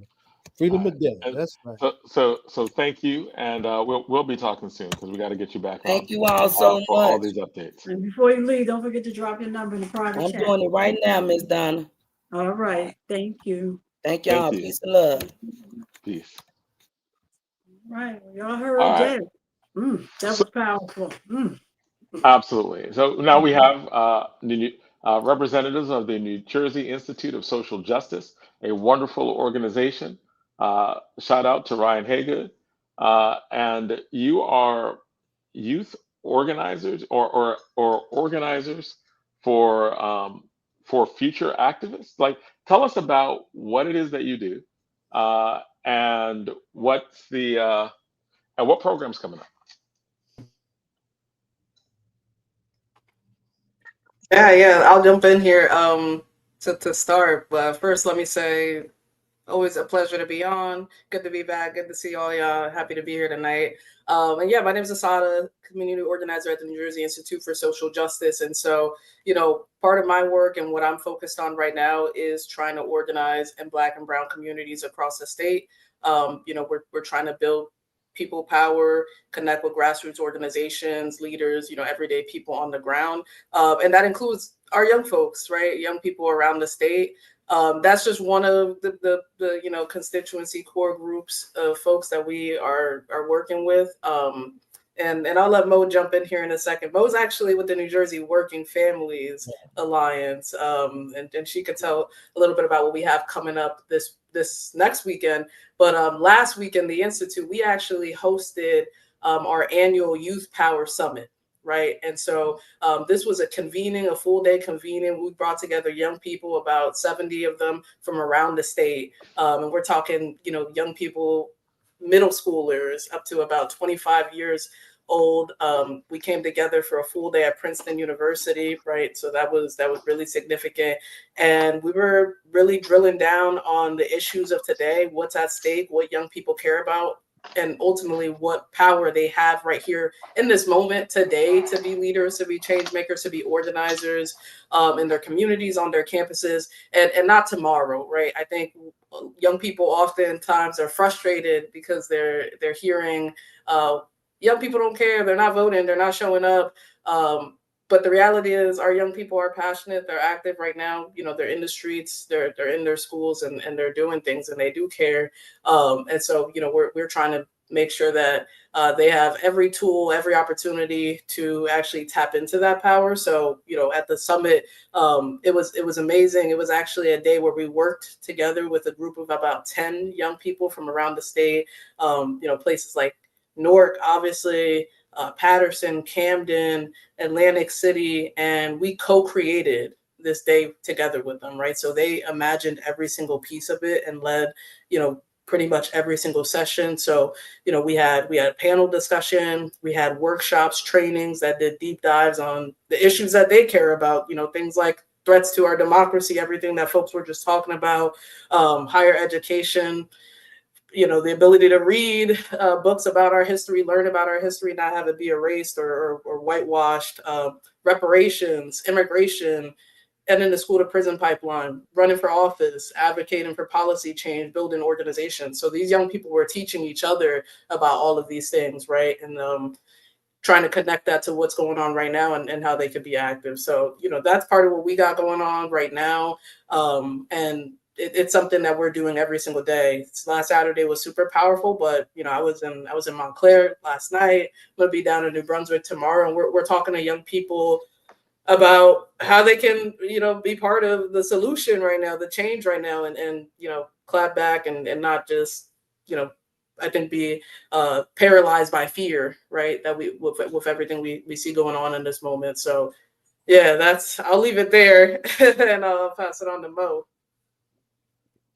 Hey, that's so inspiring to hear. And I must say, I've been in a lot of circles recently with, folks of different ages, but some of them older folks. And what I've been hearing is that, they're getting the inspiration from talking to younger people right now who are energized to take on this moment. So the work you're doing, Assata, is just so inspiring. And Assata and the New Jersey Institute for Social Justice is a partner. So I'm Mo Kinsburg. I'm with the New Jersey Working Families Alliance. We coordinate We the People, which is a statewide civic engagement table, which is working to build the multiracial working class democracy that we deserve to have in the state of New Jersey. And so we do that in a lot of different ways through advocacy, organizing, coalition building, and we're also part of the New Jersey Million Voters Project, which was launched this year to reach 1 million voters to make sure that every voter's voice is heard, especially during this very important 2025 election. And really reaching out to the new majority of voters of color, women, LGBTQ, and youth to ensure all those voices are heard. And so what we have been doing, in the spring, we did a series of community listening sessions in North Jersey and Newark, Central Jersey and New Brunswick, and South Jersey and Camden. And this was really to listen to community members to understand, what keeps you up at night? What do you love about your community and what are your top priorities? And then to bring those issues to elected officials and candidates. And so we are now doing another series going from listening to action with a series of community civic action sessions where we're going to report back on the results from the Million Voters Project through the primary, where we saw an increase in participation, especially focused on voters who have not been coming out. So reaching out to those voters who have not been coming out, increasing participation, and also reflecting back what the community priorities that we heard in the first round, and then building off of that. So how do we connect the community priorities to voting and civic engagement so that we're building that civic infrastructure together that is really, really important right now. And I think that's what we've been talking about. Let's jump in there right there. We started this show. I don't know if y'all heard the beginning. You probably didn't because you're doing what you're doing. And right on that, right? But we started the show with the conversation with the head of the New Jersey Democratic Party, and my man to my left, Mr. Jonathan Alston, was trying to say, look, man, we there's an anxiety about whether or not this Mikey Sherrill, however you want to pronounce the name, can pull this thing off. There's a lot of our people who are not coming out, right? And it sounds like y'all are on the pulse of just where we need to be with that particular question and that particular segment of our community that needs to turn out. Now, we're just 3 weeks away from this election. Y'all have put in some work on the ground. What's your vibration coming from that particular population, and what else needs to be done to unleash the relevance of their presence in the voter landscape that's missing, because they're often, in that last particular go round, they were missing for reasons of their own. And I think some of those reasons are valid, right? Particularly the whole thing around Gaza and how that was just gaslighted by Democrats and Republicans. What say y'all about what's happening on the ground? What vibration have y'all been getting on the ground in terms of that? I'll say one, vibration is that the community needs to be centered in the election, that this is our election, these are our voices, this is our voices, and that the community is not, community members, individuals in communities of color, in all the different communities we have in our state are not being engaged and not centered in this election. Even just like you said, can Mikey Sherrill pull it off? Well, we need to, I think what the work that we're trying to do is like, how do we own this election? How do we make elected officials, even during this election process, accountable to us? And I think that's what's missing, at least from my perspective, what I've been seeing is missing is the community really being centered and the issues that community members care about being centered with their voices in this election. Break that down for us. What do you mean by that? Well, you know what, but Mo and right and as you break it down, and I want to know that whatever the candidate is doing or not doing, as you break it down, how can you circle back around and say to individuals that your vote is your power, your voice, and to stay engaged? We understand the discouraged, but don't get so discouraged that you're not engaged. Yeah. I mean, one thing is that it's about listening to people and what they care about. And so starting at that point, I mean, this is what the New Jersey Million Voters Project is doing, is the deep canvassing.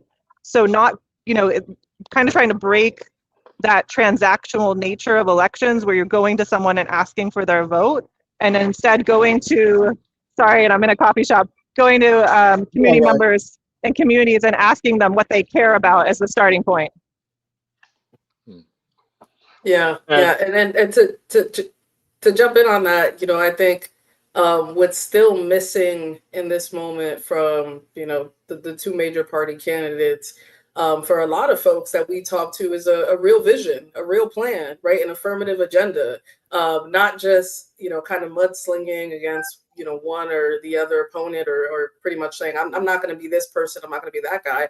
Folks want to know, what is it that you're going to do for our communities, for us? How are you going to change our life on the day-to-day, right?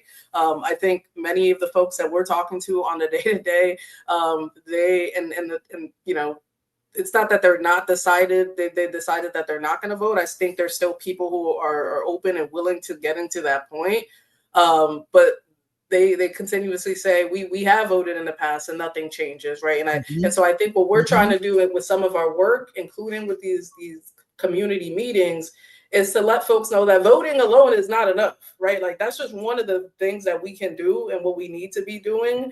But we also need to be, then showing up the day after the election and holding folks accountable and reminding them, you made this promise to us, and, keeping their feet to the fire when they don't do these things, right? So I think that's some of what's missing, but we're trying to get our communities to think 365, right? 24/7. What is it that we need to be doing to really drive what it is we want? I think for me, the realization that I had when talking about a lot of these issues, and through a lot of the conversations we had, is that I think that we look at it, we've been looking at it and teaching it, voting, just wrong, right? Like, I think that people need to join civic organizations, and voting is just about who you're going to fight. And it's not about what they're going to do for you. It's which one would you rather fight? And it's not like, I think if you ask that question, everything else becomes clear. It's not about them jumping through hoops for you. It's like you, if I fight, like, take the Harris thing, right? Like, or this particular election, right? Like, if I vote for Harris, I'm gonna have to fight her on the Palestinian issue. We're gonna be fighting on Gaza.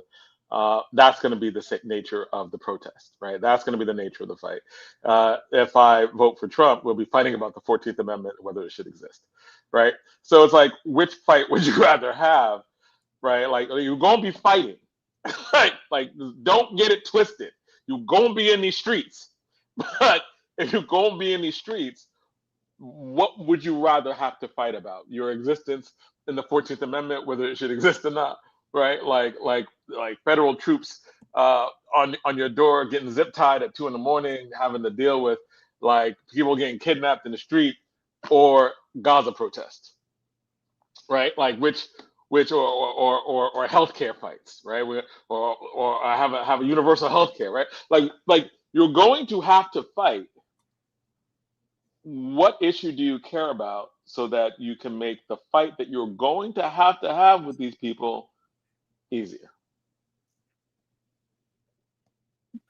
Yeah, And go ahead. I was going to say, go Oh, ahead. no, I was going to absolutely agree with that. I think it's a hard argument to sell to folks when we're talking about voting and civic engagement, like explaining the strategy, which we absolutely should be talking to folks about the strategy behind voting, and that it's not a love letter. It is a strategic decision you're making, and there's a choice, right? We have two people. As long as we have a two-party system, we got two people that we're choosing between. And so we have to make a choice between those two people. And what do we want to do after that? Like Assata was saying, what is it, who do we want to, organize around or to move, and how are we going to be able to do that? And that to know after you vote, then you're holding that person accountable. But by voting, you're being seen, and that's how you're able to hold them accountable. Yeah. Or at least feared, right? Like there's another question that I used to ask, that I started asking. And I just started asking this maybe a few months ago, Tim. I'm a teacher. Excuse me, I'm a teacher and a debate coach. I just started asking my students, what is it that you'd be willing to die for? Like when you're like they would talk about, sometimes they would protest McDonald's. Like they were like, oh, we're not going to be eating at McDonald's, or we're not going to be eating at Starbucks, right? And they were involved in certain issues. And so I would just ask them, like, what is it that you would be willing to go on these streets and risk your life for? Is there anything that you'd be willing to do that for? And some of them, like, not ideas, they were like, just my family, like my family's life. But I think really there is a lot of that root, because so much of our politics is rooted in like people trying to scare us. And people, like, if you, like right now, like if you go out and you protest, you could get arrested. Oh, we'll deport you. We'll destroy your life. You're a college student. We will get you kicked out. We will get you expelled for protesting against genocide. So we're going to make you choose between what's more important, your studies, you're being able to get this degree, or you're protesting genocide. What's more important, right? And I think that to some extent, like that is a core question that it shook a lot of people, because I just don't think that the civil rights movement was a long time ago, right? Like the existential danger of of certain types of state repression for certain kids, depending on where you're from, depending on what community you live in, it is more of distance. I think the power of the George Floyd protest, the power of a lot of these police brutality protests, and the Trayvon protest, is that they energized even a Black middle class, because part of the outrage was like, yo, like Trayvon lived in a gated community. A lot of these people who were killed, right, was solidly middle class Black people. Like, wait, you can't, like, there's like, this is just like an attack of the state against all of us, and all of us are in here because no one is safe. And that spurred a certain outrage that made people be like, I'm gonna risk COVID. I might die of COVID. I might die in these streets. I might get shot, right? I might get attacked. I might get beaten, but I'm going out here because this is the values that I'm willing to die for. I'm willing to risk my life for this. Do you find that when you're talking to kids that question is useful or even relevant? Yeah. I mean, I'll be honest, it's not a question I've asked any of them, right? I haven't asked if they're willing to die, but I think it's something to bring into the space as we go forward. And you bring up George Floyd and Trayvon, and yeah, young people were in the streets, organizing these hundreds of people protests.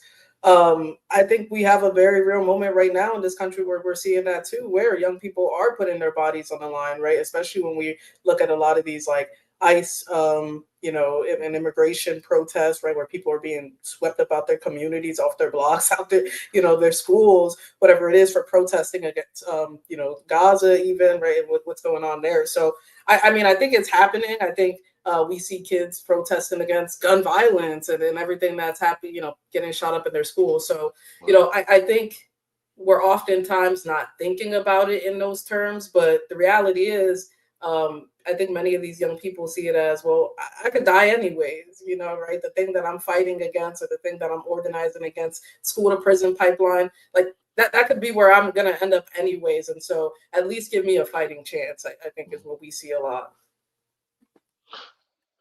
I've been getting into like as I said, I teach debate, and I changed one of the things I teach, like ethos, pathos, logos, how to persuade people in activism. There's this book called The African Origin of Rhetoric by Dr. Cecil Blake, and he got something in it that I thought was particularly useful. From the ancient Egyptians, they taught, like, the Greeks got it from the ancient Egyptians, like ethos, pathos, logos, except for the ancient Egyptians did one thing further. It was called ma'at, right? The principles of justice, basically, right? Like justice, truth, right? But ultimately, these seem like these spiritual principles that are greater than ourselves, right? Like they're these objective goods, but there seem to be the foundational in all religions, and they're spiritual principles of justice and truth, and they're greater than ourselves. And that was a rhetorical strategy, like ethos, pathos, logos. Ma'at was like, it's not a good speech.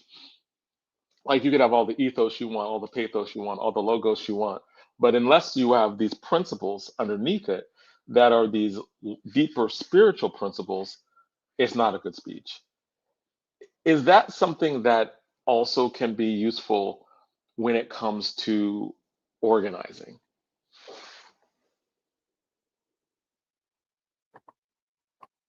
Yeah. I mean, in a nutshell, yeah. You know, I think when we are talking to young people, but other folks that we're organizing with, we're often talking about our values, right? And you know, our moral underpinnings as being the things that can bring us together, and the things that, you know, unite us as opposed to divide us, right? And then I know you were talking about fear, and then the role that plays in politics right now. And so, you know, we're always talking to young people about, you know, thinking through these concepts of hate, right? And how do you counteract that? How do you oppose that? And you know, we do that through love, right? And you know, I don't know, another one, fear. How can we counteract that? We talk about hope, right, as being these other kind of building blocks.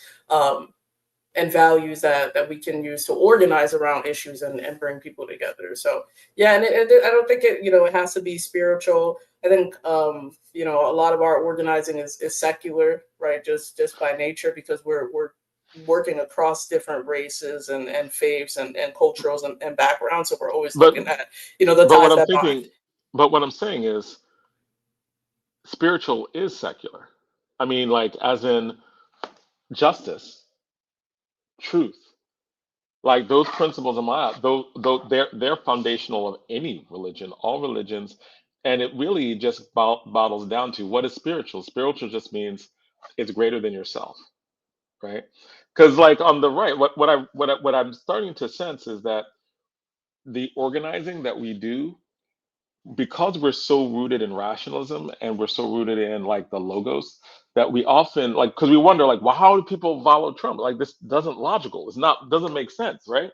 And we're seeing that, like, we want the logos, right? Like, we're like, it's not logical. It doesn't make sense. But these aren't logical fights. These are spiritual ones, right? Like, and by spiritual meaning, like, love, like, as in fear, as in, like, all those things that are not just the price of eggs, but it is, what is the society like? And I feel more comfortable with this. Like, the right was willing to die on 1/6, right? When they stormed the Capitol, they were ready to die, and some of them did, right? They were ready to go to jail. Why? And part of, I think, what Trump is like is like, y'all liberals, while progressive, you don't believe in what you ain't willing to do. You ain't willing to do what we willing to do, and not we as in Trump, but the people he knows he needs, right? They were willing to lay down their, give them what you want. You might disagree with them, whatever, right?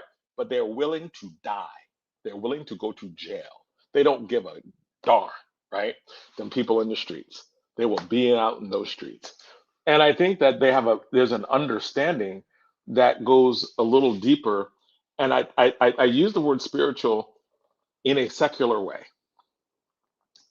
as in there is something that is greater than ourselves. And that feeling, I think, goes back to ancient civilization.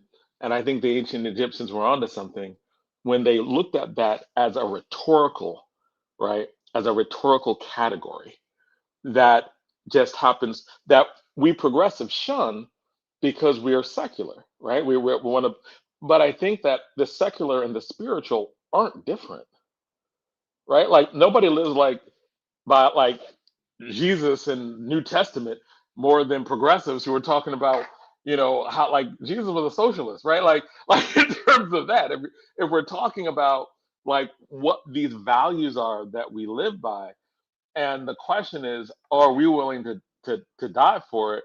Like our grandparents, when they, like my dad was in the March on Washington, and my dad was like, I didn't know what was happening. Like my mom stayed home because she was pregnant with my older brother. And he said when he went out to the March on Washington, he brought sneakers and sandwiches because he didn't know what was going to happen. He thought he could die, but he knew it was time. And that's why he went out. It was something that was greater than himself. And he had he had one kid at home, another kid on the way. If he had to die for them to have a better life, so be it. He going. So Mo, Jonathan, can I okay. ask you a question? Sorry. Sure. Go ahead, Mo. What are you doing on October 19th? If it is a Saturday, I would probably be at the Bronx High School of Science debate tournament, teaching kids how to debate. Well, no, If it's next it's Saturday, the Sunday. The Sunday the 19th is the Only civic one action school. session. So I was just I- gonna say, I hope you can be there and share, what you're sharing with us right now, because I think it's, so relevant to the conversation that we want to have with the community. And maybe, maybe you can't, but if you can, definitely be there. Because this is it. We want to, uplift folks. What is greater than ourselves is worth fighting for. Because that's the moment that we're in. And, we're doing it, step by step, hopefully meeting people where they're at. And, but yeah, I think what you're saying is spot on. And we want to bring that in. I think we're all kind of struggling with how do we bring that into the conversation. It's like, how do we meet this moment when this moment is constantly moving? And it's really, really hard. But that's what I was struggling with as a debate coach, as someone who teaches rhetoric and communication and how to communicate about these issues. The problem that I was dealing with this summer was the disconnect between the high school debate community and what they're debating about and the reality of what's going on in the world, and how do I convey that in an instructive, active, rhetorical way? Like how am I looking at rhetoric wrong when clearly my understanding of how we communicate, it's not working, right? So, and that just got me into a deep dive onto ancient communication and like that, going back to that whole ancient civilization, Maya, and that fourth category there, man, that was changing because it was like the entire history of what we think about of enlightenment takes all that spiritual stuff out and makes it separate, so that we don't think that we think that, oh, it's religion, this needs to be separate, when it's like, no, spiritual is the same. And it gives us that ability to not be scared of death, right? Like to walk, right? To have that right, it's righteousness. And it's not particular to any particular religion. But let me jump in, and because I don't know if our next guest is here, and just Our Candace next on guest time. is here. I'm just going to put Okay. her on as well. Hey, Amber, but Mo and Assata, let me ask you, because you're doing Get Out to Vote work. We're right at the deadline. Monday is it. If people want to participate in this gubernatorial election, and they're not a registered voter, Tuesday is it, October 14th. So my question is, what are some of the goals that you have in terms of maximizing the GOTV for November? And then, everything is survey driven now. And, when you leave the grocery store, do this, do that. Are you following the person all the way to the ballot box? And then to kind of keep them, because in New Jersey, and especially in our urban areas, people get really, really busy and they look up and it's November 4th.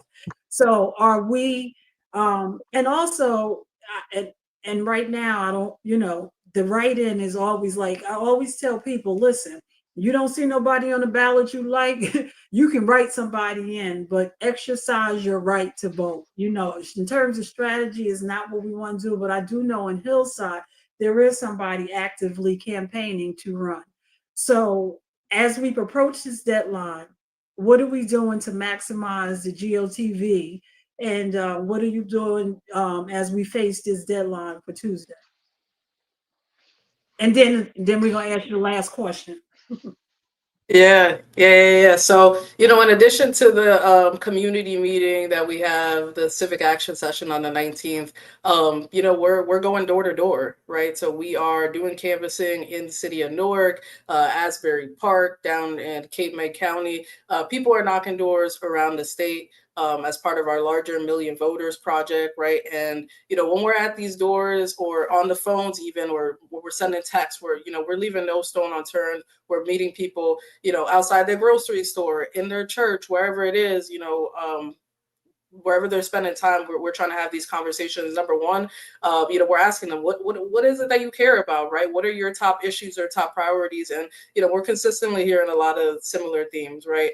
The rent is too high, right? Can't afford anything, groceries, these light bills are crazy.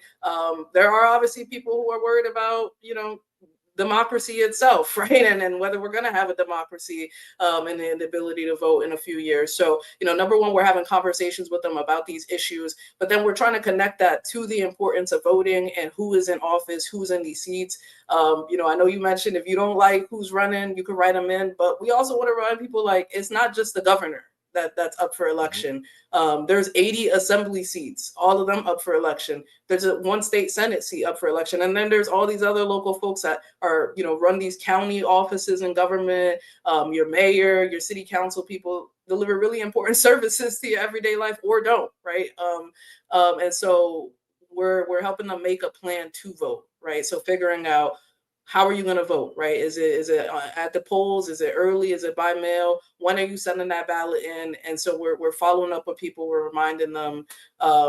And we're also then, having a conversation about what comes next, what happens day after the election, right? What is the people's agenda? What are the issues that we want these folks to think about? What are the policy changes and actual legislation that we want and we need? So that's what we have going on. And so we're canvassing. If folks want to join us, we're going to be knocking doors on the 18th, October 18th. We're knocking doors October 26th and making calls November 1st and the 3rd, all the way up until the polls are closed on election day. All right. And thank you. And one last question with the music. Who are you listening to? Who you rocking with?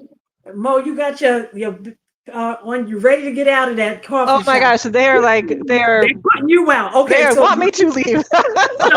They're being so very nice. They're being very, very, very nice right now. Thank you so much. This is a hip hop political show. Is there a hip hop artist, individual, or group that you listen to when you guys are doing the work that you do? And Mo, go first, because Assata, they're kicking her out.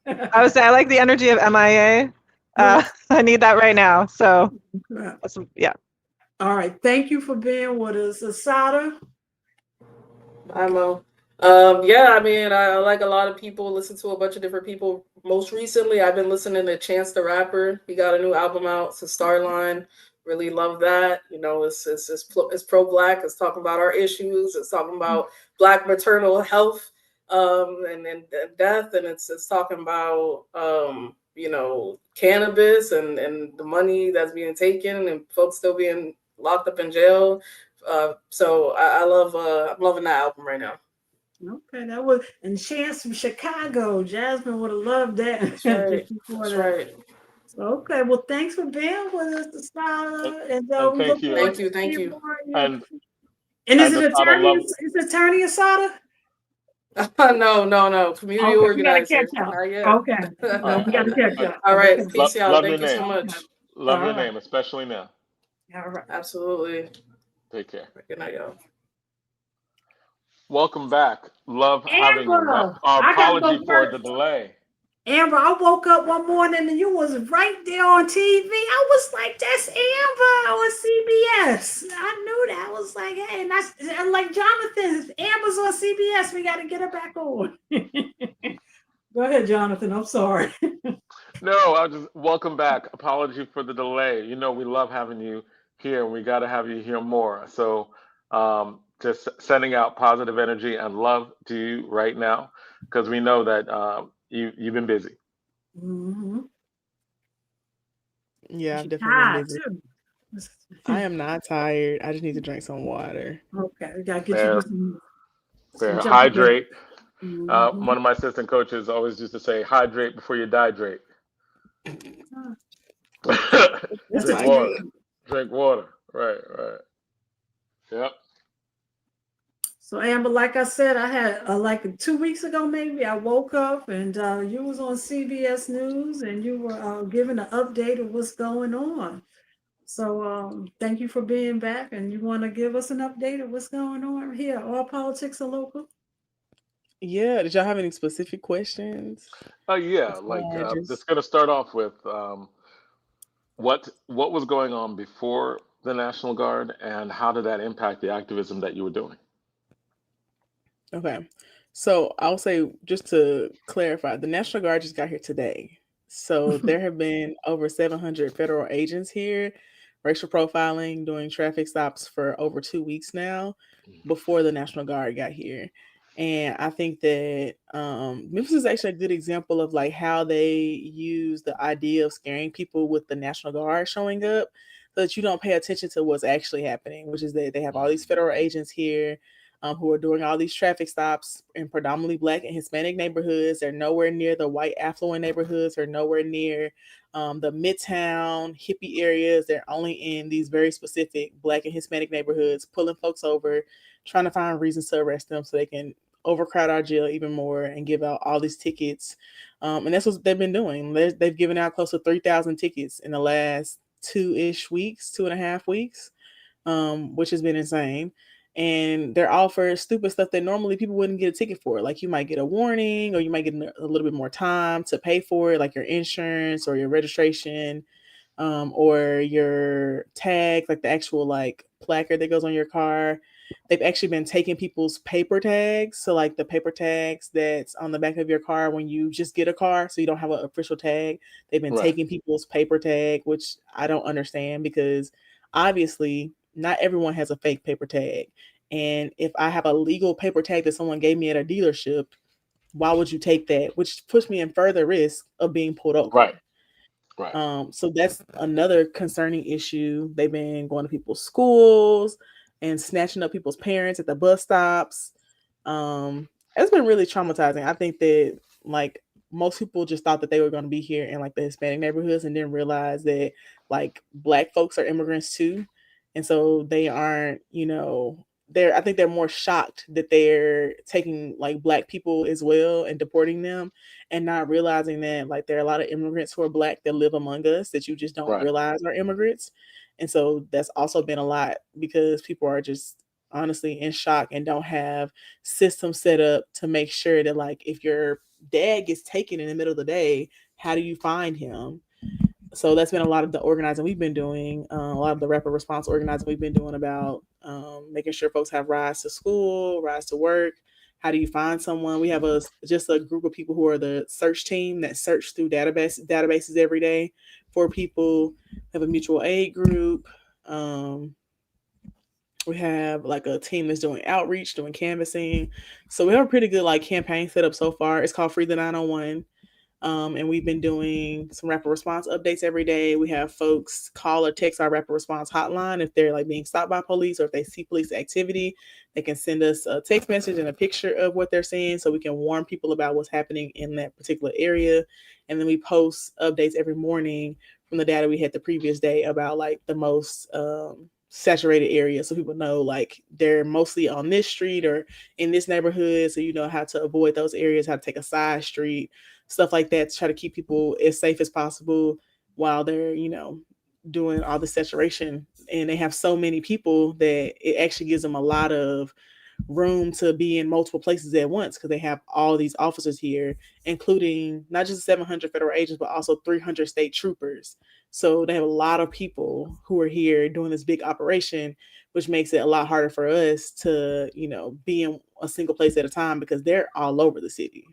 And really, what they're doing, and this is why it seems so insidious, because like the people from the Heritage Foundation, the people, like, they've studied this, right?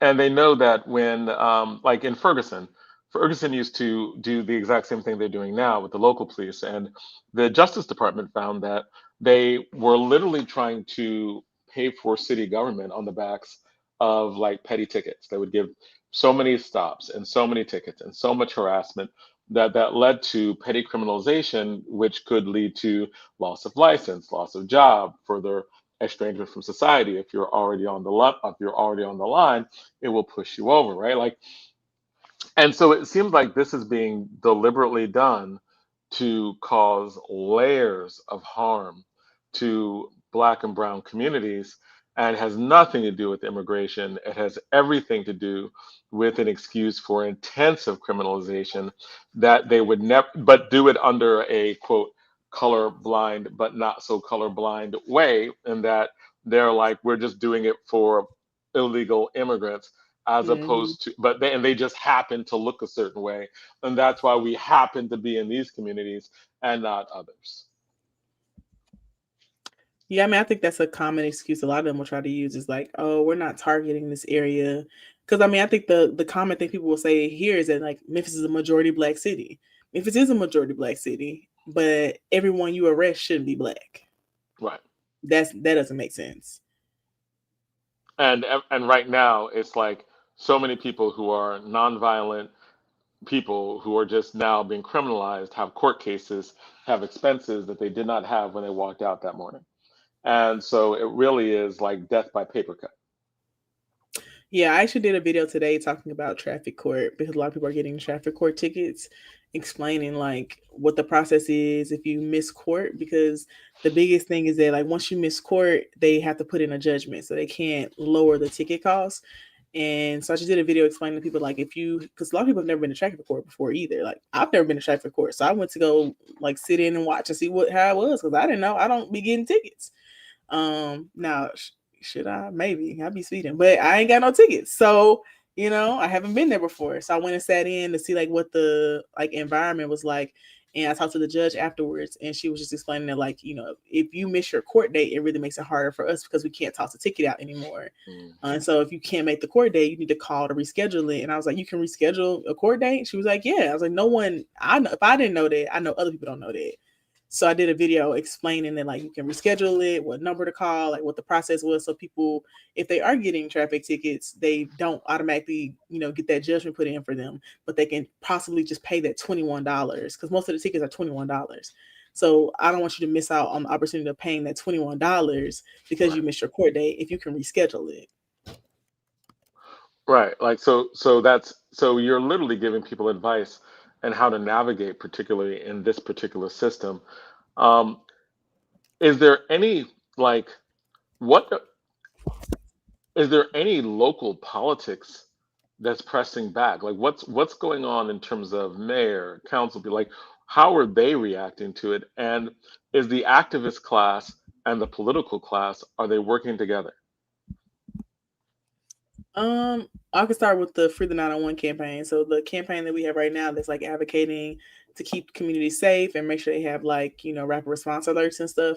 It's made up of 22 community organizations here in Memphis. So it's a large group of us who are doing like that set of work. The mayor has said like, that this isn't what he wants, but they're just gonna, they're trying to make the best of it, even though I don't think there's anything, you can't make the best of federal occupation. Right. And the city council put forth a resolution, like telling the governor that we don't want the National Guard here, but it didn't pass. And the county commission put forth a resolution similar to the city council saying like, we don't want the National Guard here. This is not the solution. You need to rescind them. That one also didn't pass. They were When you both say didn't close. pass, you're saying that the local politicians were like, the majority were like, we want the National Guard here on a city. It wasn't the on a city majority. level? You have to have 7 votes. So they didn't have 7 votes. They had like 5 or 4. They didn't have enough. Like to pass a resolution, you have to have 7 votes, and they didn't have 7. So it's they not didn't a pass. it's not a majority. You have to have all voting You have to members. have 7 votes. Out of how many? For the city council, 13. For the county commission, 13. Okay, there's still a lot of people voting no, right? Like that's a 7 out of 13 is right. I Like mean, so. not everybody voted no. Some people abstained. Some people weren't there. Like, I think the biggest issue is that for the city council side, 2 of the people who would have voted yes weren't there. They were out of the country because they brought up a resolution like so that was right after they announced the National Guard. They wrote a resolution like the next day. And then there was a city council meeting happening in like 4 days. So they had to lobby within 4 days to try to pass that resolution. And they were missing like 2 of the people who wanted to sponsor weren't even in the country. So I think it just had poor timing. But yeah. And there's no. I'm sorry, and they haven't thought. I don't know. You probably don't know, but may not know. They have not tried to bring it back. Not that I know. I mean, the city council meets every 2 weeks, so we just had a city council meeting this week, and they didn't bring it back. We meet they meet every other week, so they only meet 2 times out of a month. So, and so your elected leadership, they're not talking about it as what it is. Like this is a federal level of racial profiling. They are talking that is about directly it. hurting the community. Talking about it and being willing to take action are 2 different things.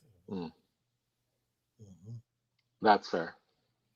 And the campaign, the Freedom 901 campaign, we're taking action. We actually sent a letter to the mayor, this morning, with like a list of demands and like talking about the different community organizations that have signed on to the campaign, and that like we're a broad coalition, and these are the campaign demands that like the community is asking for. And he emailed us back like maybe 2 hours ago. So I thought we was gonna have to like send something certified mailed, but I ain't have to go up there. So I think that that's also a win that he just responded to the email and I didn't have to go up there. So he said that they want to set up a meeting and they were looking over the demands and that they were aligned on something. So I think they're gonna look into them and consider some of them, but I don't think that we're gonna have the same type of response as Chicago. I think that people have to consider where they are, and Memphis is not Chicago. Memphis is very different from Chicago. We have a different governor. None of the things that are happening here in Memphis are happening under the leadership of the mayor. The governor sent state troopers here. The governor is leading the National Guard here. The governor is approving federal agencies being here. So we don't have any power over that. We're not the same as Illinois and Chicago, where there's a governor that's pushing back and there's a mayor that's pushing back. But also, I don't see what's happening in Chicago with the mayor pushing back helping, because every time they push back, shit go left. So I also think that there is tactics and strategy in how you respond too, because every time that man put out an executive order, they send in more ICE agents. They raiding Black apartment buildings. They putting people in budget rental vans. Like they're escalating every single time he escalates. So I also think that there's a tactic and strategy there that isn't the best for our community either. Or maybe one of the things that seems inevitable is that it seems like there seems no other way but mass demonstrations, like mass French style demonstrations that don't end for a while, as in shutting things down, right? Like it just seems like at a certain point, either it escalates or you give in. And I think it seems like in Chicago, it's a game of federal chicken versus the state and the local government. Because I also think that the makeup of people in Chicago is different, right? Like folks feel comfortable going out in the streets because they know that they won't, be attacked. There aren't federal agents in Chicago like there are here. These people are not finna go outside. Like I went to get some food earlier. The streets is empty. Ain't nobody outside. Ain't nobody going to no stores. They're not going to restaurants. It's empty out here because they are literally pulling folks over left and right and deporting them. And you have a Republican governor who has welcomed it, whereas in a Democratic, where there's a Democratic governor and he's saying no, it causes Trump to say, "Oh, you want to tell me no?" And then he escalates as well instead of listening or trying to work. And I guess what Miss Donna, you in your kitchen? Yes, ma'am. Yes. You just love you be paying attention to where I'm at. Like Donna just got up and walked away. That's why I had to had to get up. But when what do I want to say? When the governors, I know at the Congressional Black Caucus, there was a town hall with all the mayors of Black cities Boo, it's discussing. I don't suggest people go. What they met already to say, you know, what they were doing when Trump was sending these people to, when you're not asking and he's still sending the pushback. And the flip side of that is with that big, beautiful bill, as they called it, all the money that was gutted where these towns and Senator Booker spoke about it, the money that they took back that had already been allocated to Black towns, the federal dollars that had been allocated for policing that they're no longer getting, but they're spending on National Guard instead of spending it in a way that's useful to the town. So, and a lot of budgets, a lot of towns are going to be really, really hurt by missing those federal dollars. Yeah, I agree. Yeah, because budgets had I already been I didn't suggest people go to that town hall when I was at CBC. The only person I like is Brandon Scott. The rest of them suck. And they not really doing shit. But Brandon Scott is cool. He has some good program ideas that they have going in Baltimore that I've been trying to get our mayor to replicate that I think will be really helpful. But the other people was all trash. And Cory Booker, a fucking liar. And what was he lying about? He lie about everything every day. Okay. He just be doing stuff for show. I only can mess with people who do like performative things that have some action to it. Like he did that whole filibuster, and for what? Just for you to get in there and still be supporting Israel and still be voting for giving them more money and giving them more weapons. Like totally. The vote right after the filibuster. Right. That's everything. And so you were at the ALC. Okay. So you were down there in DC. Did you get to go to the town hall with all the mayors? I walked right past it. But I did. Brandon walked past me when I was going to do something. I was going to another event and I said, hey, we talked for a second. I saw him and Angela Rye. And then I went to go to where was I going? I was going to an event like that was not at the convention. I was leaving the convention center to go to an event because they have those events that are like off campus or whatever. It was a Black woman lead reception. So I went to that. Okay. Now, there's the organizing that you're doing right now, is part of the reason for the organizing also because it's creating community and it's creating an entire network of people who like in the process of the organizing, it's almost like building its own organization. I wouldn't say that. We've been very clear about how like this is a campaign and all the organizations that are working in the campaign are like well-established orgs that we worked with before. Like most of the orgs are working with our orgs that I've worked with at my job, that we worked with in the community in general. Like we all partner on stuff together all the time. So we're still going to have those same separate orgs after this campaign. But we thought it was important to have a central space for this particular type of organizing around the federal occupation, because a lot of people were asking like, well, what do we do now? Like, what's the next step? Like, what happens now? And so we want to make sure that we were providing that. And there was a lot of misinformation. It was getting like to that COVID level when people were like saying, my cousin who worked at the CDC, people were sending out messages saying like Methodist Lebanon Healthcare sent out a note saying there's 3,000 National Guard troops coming to Memphis. And this is how we need to respond as employees. And I was like, they never sent that. Like, that's not true. Right. So like, even just that level of misinformation getting places was like really concerning to me. And I even texted the mayor. I was like, hey, you need to do something. Like, this is getting out of control. People are afraid. There's a lot of fear mongering happening. And in the meantime, we were making the Freedom 901 like pages and social media and stuff. But I was also like telling him like, y'all need to provide, like, you're the city government. You need to do something. Right. Like, people need information. And if you don't provide them that, they're just coming up with shit. They're just making shit up. That's fair. That's very fair. So you're like, just on a very basic level, the first thing you have to do is to get center information so that people have some way to know the truth. Yeah. Is there a local media, like, is there a local Black media or a local progressive media that is dependable or reliable? Or is that also the reason why you needed the, the organization just to provide that information? No, that's why we need the organization, because there isn't, the local media here is really just uplifting like the numbers that they're seeing from the task force, like the numbers they're putting out, the number of arrests and all this. They're just uplifting that stuff, which is not helpful. Right. Because it's making it seem like it's doing something good as opposed to you're warehousing a bunch of poor innocent people who just didn't need to be there, right? And how are churches part of the organization of the infrastructure, or like just are they like how robust is the organization, and is this stuff that everybody, like the way you described it, I thought was great, because you're like, look, man, we've been organizing, we work on a lot of programs together, and this is one of the things we're working on together, so we stay in community is really what I'm hearing.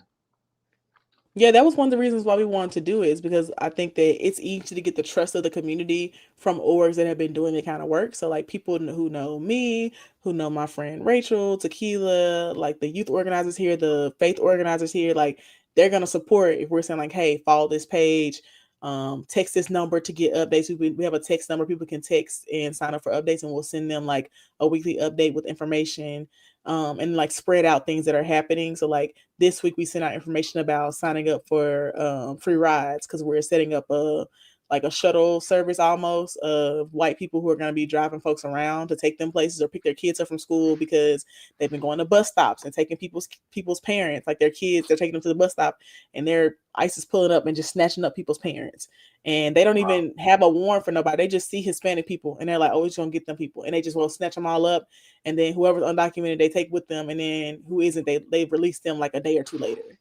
But So wait, so you're saying that they could be American citizens, they can be here illegally, they are snatched up, they are literally kidnapped for 2 days based off of, like, there's no writ of habeas corpus.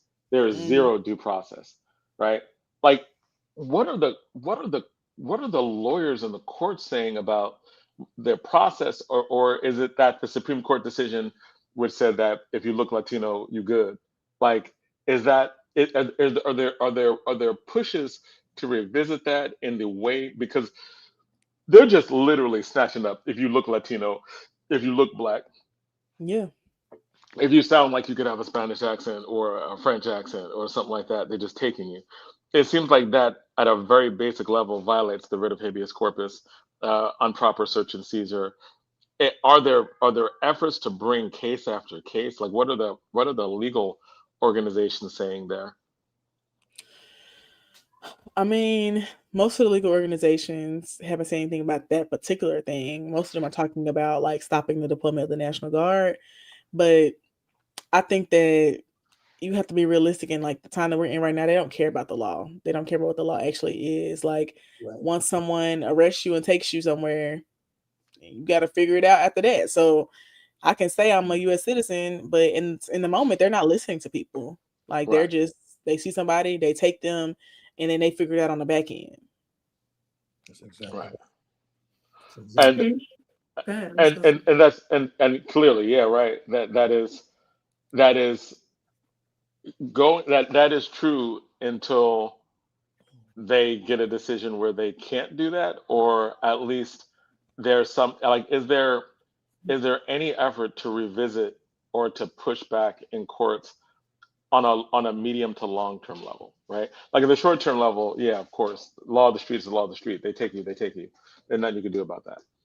Is there a push for medium or long term level from the legal community there, just to be filing cases, like, even if they be like, I haven't kick seen rocks, die in the anything. street? I haven't seen anything about like a tactic around that. I haven't seen any people like really pushing back on those things. And I think a lot of it is because I think they don't want to put energy into that. I think they're trying to think of ways, like, which is the main thing that we're doing. Like we're not putting a whole bunch of energy into like protesting and like all this other stuff that we see isn't working. We're putting energy into like things we can do to keep people safe. So what other systems can we create to make sure that folks have food, they have a ride to their job, they can get back home from their job, and they can be safe and not get deported or not be arrested for having drive out tags or not having their like brake lights being out, like stupid stuff that they're being arrested for. Driving 10 miles over, they're saying it's reckless driving, so they're arresting you because they want to, pipe up their arrests, because they have a quota of 100 arrests a day.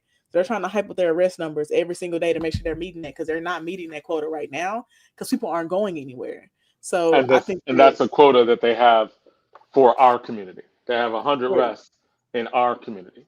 They have Yeah. 100 arrests of Black people. But so in Memphis, they have quotas of 100 Black people to arrest a day. Yeah. You Black and brown, we gonna arrest you. Because have you seen the numbers of arrests, and is it profiled by, like, you see that like they ain't arresting no white folks with this? They're definitely not arresting any white people. I have seen numbers.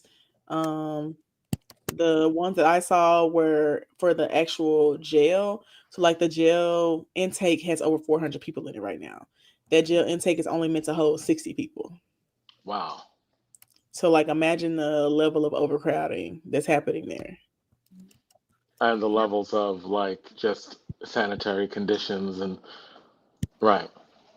So Amber, any updates regarding Tyree Nichols, and are they actually saying, going back to the quotas real quick, that we have a quota, or you can just tell? Because I know, when we've approached quotas, we were always told by the municipal judge that, of course, you can't do quotas because, you have to adjudicate crimes, based on, so they really can't put goals and stuff in that area. So I mean, I think the federal government is different from local police, right? Like it takes such a long time to even get a response from federal courts. And I mean, even speaking of Tyree Nichols, in the Tyree Nichols case, like they talked about in the federal and the criminal court case, that they had quotas. That's why they were being so rough trying to get a charge on Tyree, because they had to get 1 to 2 arrests a day, and they hadn't gotten any arrests that day. So I think the quota thing is like, it's known, but they can easily just say, no, that's not true. Like they can deny it unless it's like said in a court of law.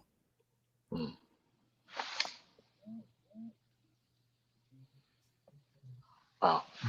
So the day, do you remember the day? I was trying to go back and look when I text Jonathan, when I had seen you on CBS that morning. They were interviewing you about the National Guard coming, I believe. And you're saying, because I had to be at least 2 or 3 weeks ago. So from that interview, that the National Guard just actually showed up last night. And it's just been federal agents. It just showed up yesterday. Like not last night, they showed up today. So they just started this morning. They were out early this morning. Okay. And this is your National Guard, or from another your National Guard, right? Yeah, it's the Tennessee National Guard. Okay. Yeah, it's interesting, because I think that like we so like having you on the show, and especially like right now, because I think that I'm asking kind of irrelevant questions, because it's like, and I mean this in the best possible way, because I think that it seems like y'all are focused on survival strategies. Not that like there's not going to be like a solution to this. There's just a survive for the day on this, and we figure it out you have from to be there. realistic. Like I think a part of organizing and being an organizer is looking at, you got to be practical. Like you got to look at the landscape of where you are, right?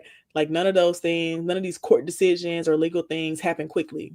So in the meantime, we have a legal strategy, but realistically, we need to make sure people can get to work. Like we have immigrant families who haven't gone to the grocery store for 2 weeks. So we have to make sure we can deliver groceries to them. We have a pantry that folks can bring food to. We've set up like a food meal train for people, because people are literally not eating. So I think that the focus of our campaign is like, one, how can we keep people safe? How do we keep them healthy, safe, and whole, while we have this whole occupation happening here that's meant to destroy them? In the and part of is there is no real electoral solution, or even like what do electoral politics look like? Like, is that just an irrelevant question? We have local government here, but I think that like thinking of what's happening, like there's a reason why Trump is using this tactic of the federal government, federal agencies, and like state troopers and governors. Like because he knows that in these democratic cities, we're not going to agree to a lot of the things that he wants. So he's using workarounds. So you also have to think about that. Like, there's only so many things that we can push back against or sue about. So really, it's like, it's duck and figure it out and give mutual aid. Like, this is literally just, this is mutual aid, and is it like we getting hit? Damn. Yeah. And it won't be no relief for at least 4 years. Well, 3 years.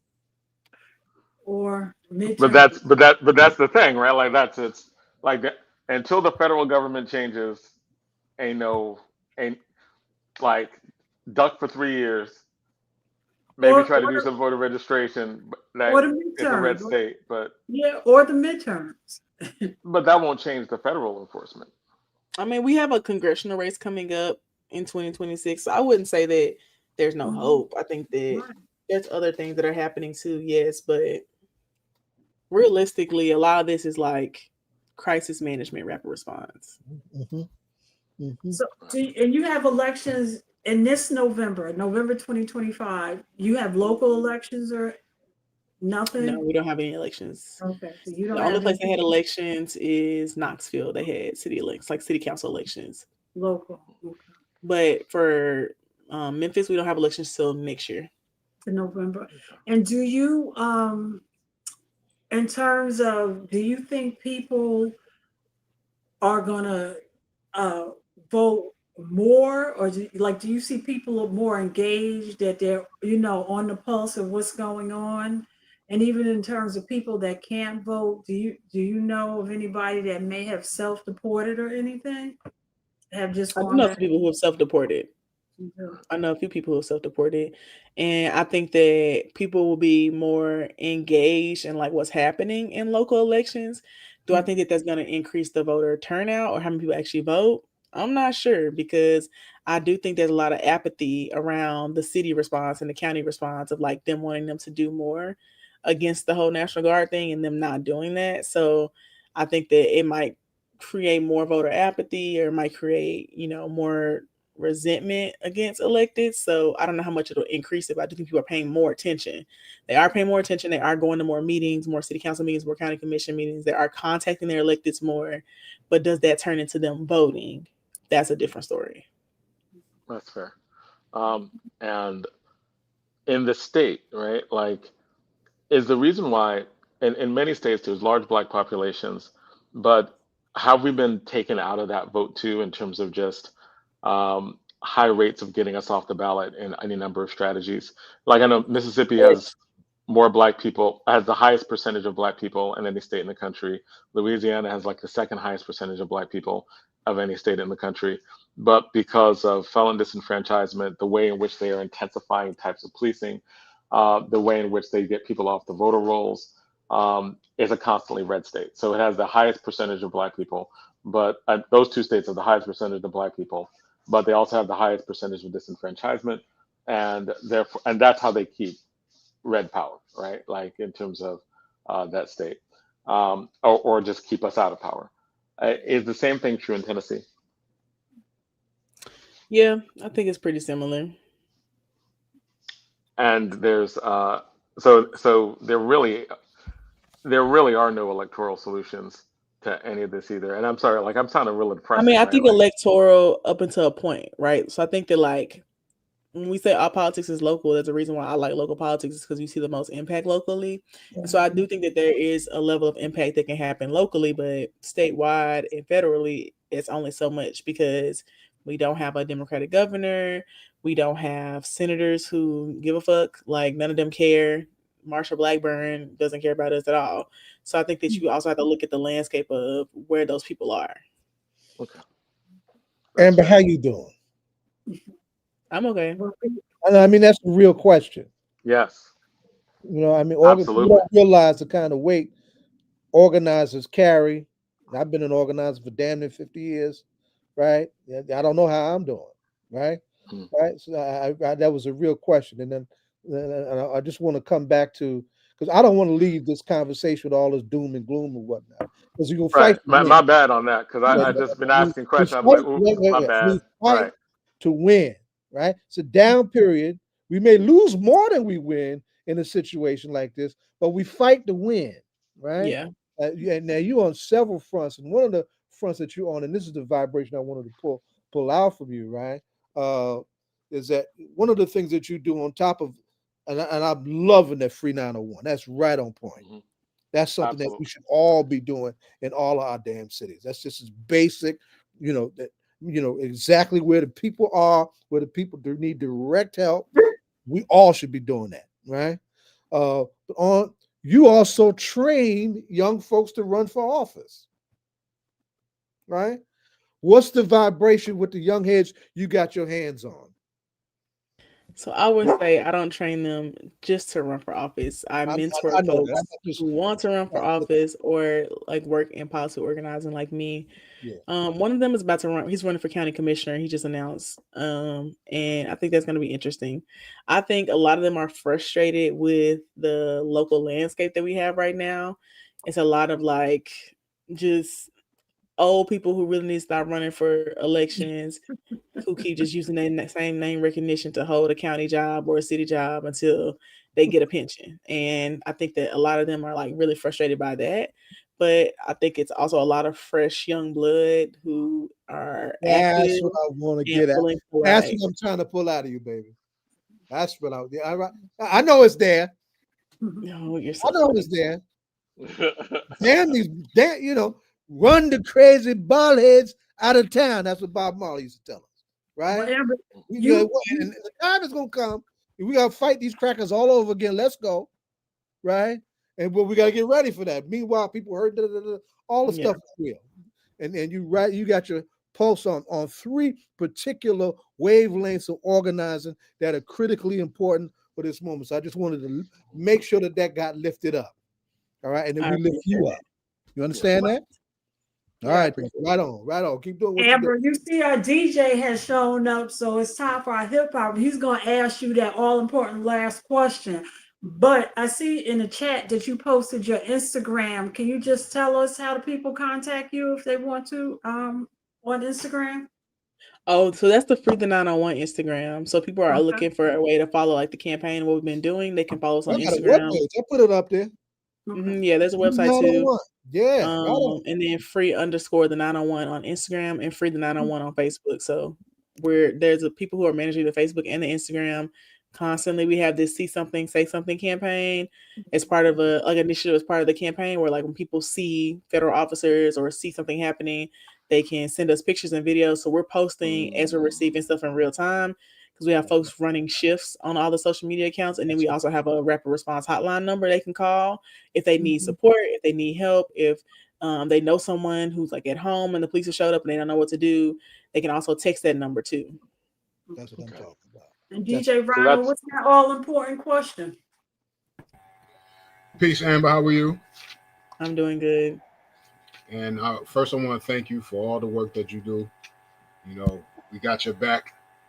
And it's we're just in a crazy world right now, man. But this is a political / hip hop show, so I'm going to ask you the hip hop question. When you're doing the work that you do, is there anybody in hip hop, new, old, that inspires you and gives you some kind of inspiration to continue to do what you do? Yeah, I've been waiting for this question. So my favorite artist right now is Mana Leo. She got this song out called Sexy Salon. It's really good. Definitely a pro-black song. So I definitely suggest people listen to it. All right, Mana Leo, that's what's up. Definitely look for that. Rhino, you know that artist? No, I don't think so. I don't think so. Sexy Salon, Black American Princess. Probably posted at the crib like an instance. Lit bitch, I can get you touched in an instance. If you ain't black, say the fuck out the business. All the non-blacks to the back. Right on, baby. Bars. All right. Yeah. I'm in a different world. Today it's Thelonious Monk's birthday. I'm in a totally different world, y'all. Y'all keep riding. All right. Rhino love the challenge. You're gonna be playing that. Absolutely. Have him down digging in the crate. Yeah.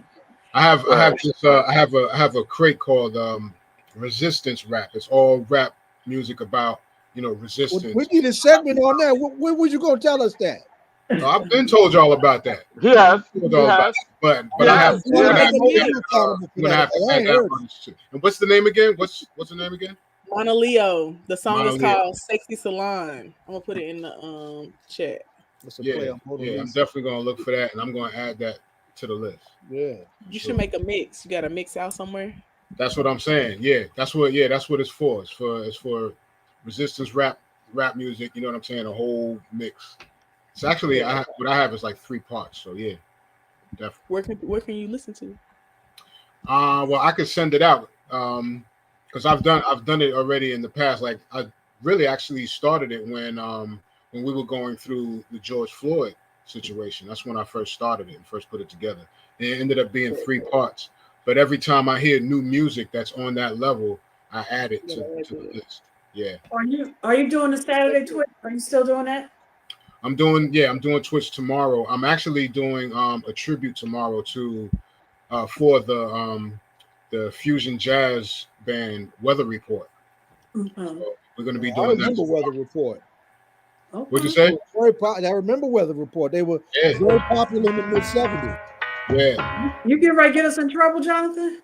Is Not that so much. I played a few seconds. Okay.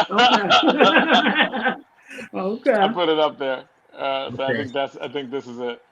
Yeah. That's it, Amber. That's it. Very pro-black. I love Mona Leo real bad. Great rapper, top notch, A+ skills. That's what's up. Yeah, Well, Amber, don't wait for us to call you. Please hit us up. And don't wait. I don't want to wait to have to see you on CBS I've again. been busy. I really prefer people just hit me up. It's easier. Absolutely. All right, We we will will have make sure that happens. Absolutely. All right. And stay encouraged, and we will get to you before the end of the year. Okay. And one of the things that we really want to even do more of is get different activists from different cities on at the same time. Like we had someone who's working on similar issues. Organizer, to be specific. Fair. Okay. Okay. But I'm totally fine with coming on from different cities if that's what y'all, are trying to set up a show for it. Absolutely. So thank you. Definitely appreciate that, because I think it's really important that, for me, right, even hearing what's going on in Chicago earlier today and what they were doing and what you're doing here, they're very different strategies, very different things going on, but but really important to know. Different right? landscapes, very different landscapes. Different landscapes, and it's different to understand what's going on in each of those landscapes. So I think that this is very invaluable. I appreciate it. I'll never mind coming on as long as Baba Zaid hit me up. I'll be down. Okay. Well, we appreciate you a lot. Okay. We'll see you soon. Peace, y'all. Take care. Peace.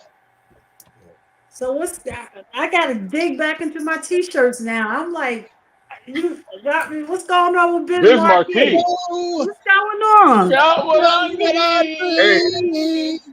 He said he's just a Zaid's on it. Zaid's on it. And today's the anniversary. Yeah, everybody nobody beats the Biz. Yeah, man. Nah, you right on, Zaid. Today is the anniversary of this album right here. The Biz Never Sleeps. This came out on this day in 1989, and that was the hit. That's right. 1989. Wow. Yeah. And there's a whole lot of Irvington in Biz. Just a Friend and Spring Again were like the big hits off of that album. Oh, that's right. I remember that Spring Again. Yeah. I remember that was the second release on that. Mm-hmm. We love Just a Friend. Yeah. So today is the anniversary of that. And what else? You said, what did you have to get on? What else is going on in the hip hop world? So much is going. We probably need to do a whole half an hour. And I know the Puff thing, but how the judge just keep telling him no, or she, or the judge, everything is no to Puff. And Yeah, what did he get? 50 months, which is like 4 years. Yeah. Something like yeah, that. and he's done Yeah, 14 a lot. so far. I mean, he got a lot for the charge, but not a lot given what we thought he would get. Right. Like before he was convicted. Like before he was convicted, we thought he was going to get convicted and spend the rest of his life in jail, Mhm. right? And we thought like, you know, but the sentence is about right for that video. It might be a lot for the actual charge he was convicted of, Mhm. but it's probably about right for that video. Oh, Right. for the domestic violence, you're saying for the domestic violence? Yeah, it probably fits around for because that's what he got convicted on, right? Like that's what I mean. Yeah, That sentence that reflects was right in your face. You could see it. For right, and Cass, that's what the judge reflected on, right? Like judge was like, no, we ain't letting you walk on this. Like you can't. I can't let you walk on this. Yeah. so you gotta do like 3 more years. And 50 Cent has been like 50 has been doing this alter, like he act like he the judge, you know, like play act, and 50 50 just always trolling people, man. 50 trolling people all the taunting time. him, yeah. But you know, the big news right now is that Super Bowl halftime. Bad Of course. Bunny, yeah. And you know, there's a lot. He's getting a lot of support. I support him on it, man. You know, I mean, first of all, you know, the racists, you know, the racist patriots, you know, they try to say that, oh well, you know, what's this Puerto Rican? You know, that's not American. Like they don't know their history. They don't know. They don't know their geographics or anything. You know, it's like, you know, they don't realize that Puerto Rico is a part of America. It's not Charlie Kirk music. It's not Charlie Kirk music. Benito. Roll tall or somebody. But who did we have on last week? And she said she was listening to Whacked Out Murals by Kendrick Lamar. And I went and listened to it, and it's funny because, you know, and that's an older song, but how Kendrick Lamar opens up speaking in Spanish and Whacked Up Murals and everything. So I think, and Benito, they said he already came at Trump for the whole thing with hurricane, when Trump threw out the paper towels after the hurricane and everything, and how he commented on that. So I'm thinking, if Kendrick Lamar, so you know he's gonna step it up anyway, you know, after Kendrick Lamar and wait, and in spite what's going on, he's gonna send a message. It's definitely gonna be a message coming out. Most definitely, and the people are in support of it too. We want right. Even if we don't understand what's being said. Listen, on Sesame, we got 4 months to learn. Well, it's funny when they made that announcement, I just started laughing. I was like, Jay-Z does it 2 years in a row. He must not have appreciated what he said about his wife, because he's like, all right. Jay-Z was like, all right. Yeah. I ain't saying nothing publicly, but you got Kendrick last year doing what he did. Who said something about somebody's wife?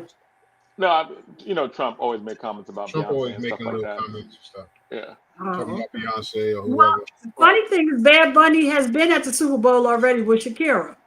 Right. Mm-hmm. Yeah. He was on Shakira. Yeah, this is going to be his time to shine. Entirely. Yeah. But like I said, the people are behind Bad Bunny in this. You know what I'm saying? We supporting our Boricuas. You know what I mean? And yeah, man. I want them to have I want them to celebrate, man. I want them to celebrate. Right. You know what I'm saying? Well, I mean, what I always say, what I've been saying since the election is that, you know, we always got this at least one way solidarity with the Latino community. We always like, yeah, man, yes, right. We're usually just they didn't vote. They voted to put us all back in the last election, but that's why so many Black people were surprised that they got so much in terms of Latino votes. We were like, yo, what are you kidding me? Right. Because we're like, we were offended. We came down that escalator. It was like, you know, they rapists and drug dealers. They send us their worst. We're like, we ain't voting for you, racist ass. Like, what the fuck? And then we're like, yo, like, he talked about y'all like dogs. He was like, get rid of all y'all. And listen, the Cuban community, like, let's say 3 months into his term, and they start deporting, you know, like Cubans Cuban and Venezuelan, and they took the was like, temporary protected status back. Right. Yeah, like we didn't think he was talking about us. You And know? we're like, why didn't you listen to the black people who were telling you no, right? No, they See, that's racist. the They thing. don't Black like people, any we of done 'em. felt the worst, man. All the others could learn from us. Yeah. You know what I mean? Like, come on, Yeah, man. Like, why you can't negotiate with white supremacy? Like, come on, man. yeah, Not man. like that. I mean, black women white supremacists. Eh, I mean, she wasn't perfect, but she wasn't the Klan. Like, Right, she wasn't gonna be, doing racial profile. She wasn't gonna be like the police can pick you up if you look Latino. right. like, Oh, like literally, we at the point of The Supreme Court justice ruling that they can't. Yeah, that's. you look Latino, they can pick you up. You look like an immigrant, they can pick you up, right? Like what? Who? We would never support that, right? Like we'd be like, no, you can't. But damn, Yeah. Yeah, and you like, know, think in Puerto Rico they have a whole black, like the black Puerto Ricans, and what's it called? right. Um, huh? But I think black people are gonna be better about that for a little bit, right? Like I think we're gonna be side eyeing our Latino cousins for a little bit on this, like, yo, cuz, like, what the hell, right? Listen, Rosie, Like, Rosie the like, I'm like, side, Riot. I, I'm side eyeing some of our own who is Yeah. supporting this dude. Oh, right yeah, now, of right? course, right? But the thing is, those 20%, we already know they crazy, right? Like, or they're rich, right? Like, but it's not They like. want to take. Like we will never have a critical mass of black people who will put over an active white supremacist. Right. like like Mhm. you had your religious people who hated trans folks, right? You had your crazy folks. You had your crazy because they self-hating. You had your crazy because they hate trans and they're super, like, then they worship white Jesus, right? You had those folks, but they never really, they were like 18%, 17%, like, and that's an outlier, right? Like that's not a majority. There's not plurality in any There's not a plurality in any state. Well, you know what I would like to be Trump at was getting the Trump. majority of Latinos in certain states Yeah. Well, that were putting them over. And I'm like, yo, Trump just terrible. made Herschel Walker the ambassador to Bahamas. Man, I would love to be down in the Bahamas when he comes down and they going, crew, the people, the Bahamians, they gonna give it to him. Yeah. They Or, gonna give or, it or to you him. know, Should give it to them. Huh? but it is what it is, right? But it Mhm. is what it is, right? Like it does, like, for him, like Herschel Walker wasn't I mean, Herschel Walker was he always a was clearly used, right? Like he he was was a not house he was nigga not when an he was playing. intellect. He was literally like, here, boy, go out He was there and run for this. And always he a was like, house. yes. Yeah, you were saying, Zay? He was always a house nigga. He was a house nigga when Right. he was playing for the damn Dallas Cowboys. He was always a house nigga. Oh wow, that's cold. Yeah, You said anybody who plays for the Dallas Cowboys. yeah, he was a house nigga. He had a long house nigga Um, profile. Oh, that's terrible. That's Yeah, that's terrible. when yeah. they had the team in That's terrible. Chris general. Randall would say anybody who watches football, right? Like, so Well, he's let me at that I shut point. up. ain't watched the football Rhino, game wait. since my son took Right, that knee on my birthday back in 2016. right. That's fair. So, That's fair. Rhino, what else is going? Because we already said, what else is Yeah. going on in hip hop that we Hold on, needed I to know? also want to shout out Public Enemy for supporting Jimmy Kimmel in his situation. You know, when he got on. canceled out and all of that. Right. You know, when he returned back to air, Public Enemy was there. Chuck D and Flavor Flav showed up, and they Right showed on. their support. They did their hits. Don't Believe the Hype, Fight the Power. They did all of that, man, and it was just good to see them come out and support for Jimmy Kimmel. You know what I mean? Right. So yeah, I want to shout them out on that. So musically, Mobb Deep just put out a new album today. Oh, nice. Yeah, it's called Infinite. And now, of course, the verses from Prodigy are verses from what it is. They're leftover verses, stuff that he did when he was working with Alchemist, stuff that he did when he was working with Havoc, when they were doing Mobb Deep stuff, verses that were never released. And they put those verses together. And it's a brand new Mobb Deep album. The name of the album is Infinite. And I'm telling you, from top to bottom, because usually I'll talk about the standout cuts and all of that, but from top to bottom, man, the album hits. and it sounds like Mobb Deep. It sounds like classic Mobb Deep, man. It's got that gritty feel. It's lyrical. It's street. You know, it's Mobb Deep, man. The way we remember Mobb Deep, man. And So is it like in the spirit of the Clips new album? kind of, sort of, yeah. Because Clips came back strong. They too. came back hard, right? They came back real strong. Yeah, their album was strong, man. I like how Malice is, bringing it. Yeah, man. So it's a solid album, man. Again, it's called Infinite. It just dropped today. Mobb Deep is produced by Havoc and Alchemist. Because Alchemist was doing a lot of the solo production, a lot of production for Prodigy's solo work when he was alive. So so Alchemist and Havoc came together for the production on this album, and it sounds really good. Like I said, from top to bottom, it sounds really good. Speaking of Alchemist, he also has a project with Erykah Badu coming out called Abby and Allen, and both of them are doing the production together on that one because Erykah knows how to do beats and stuff too. So Alchemist and Erykah have put together an album called Abby and Allen, which should be dropping soon. They put out one song out already, which is funny. We're talking about Mobb Deep. She's singing to an old Mobb Deep instrumental. The instrumental was actually a song by Mobb Deep and Cool G Rap called The Realist.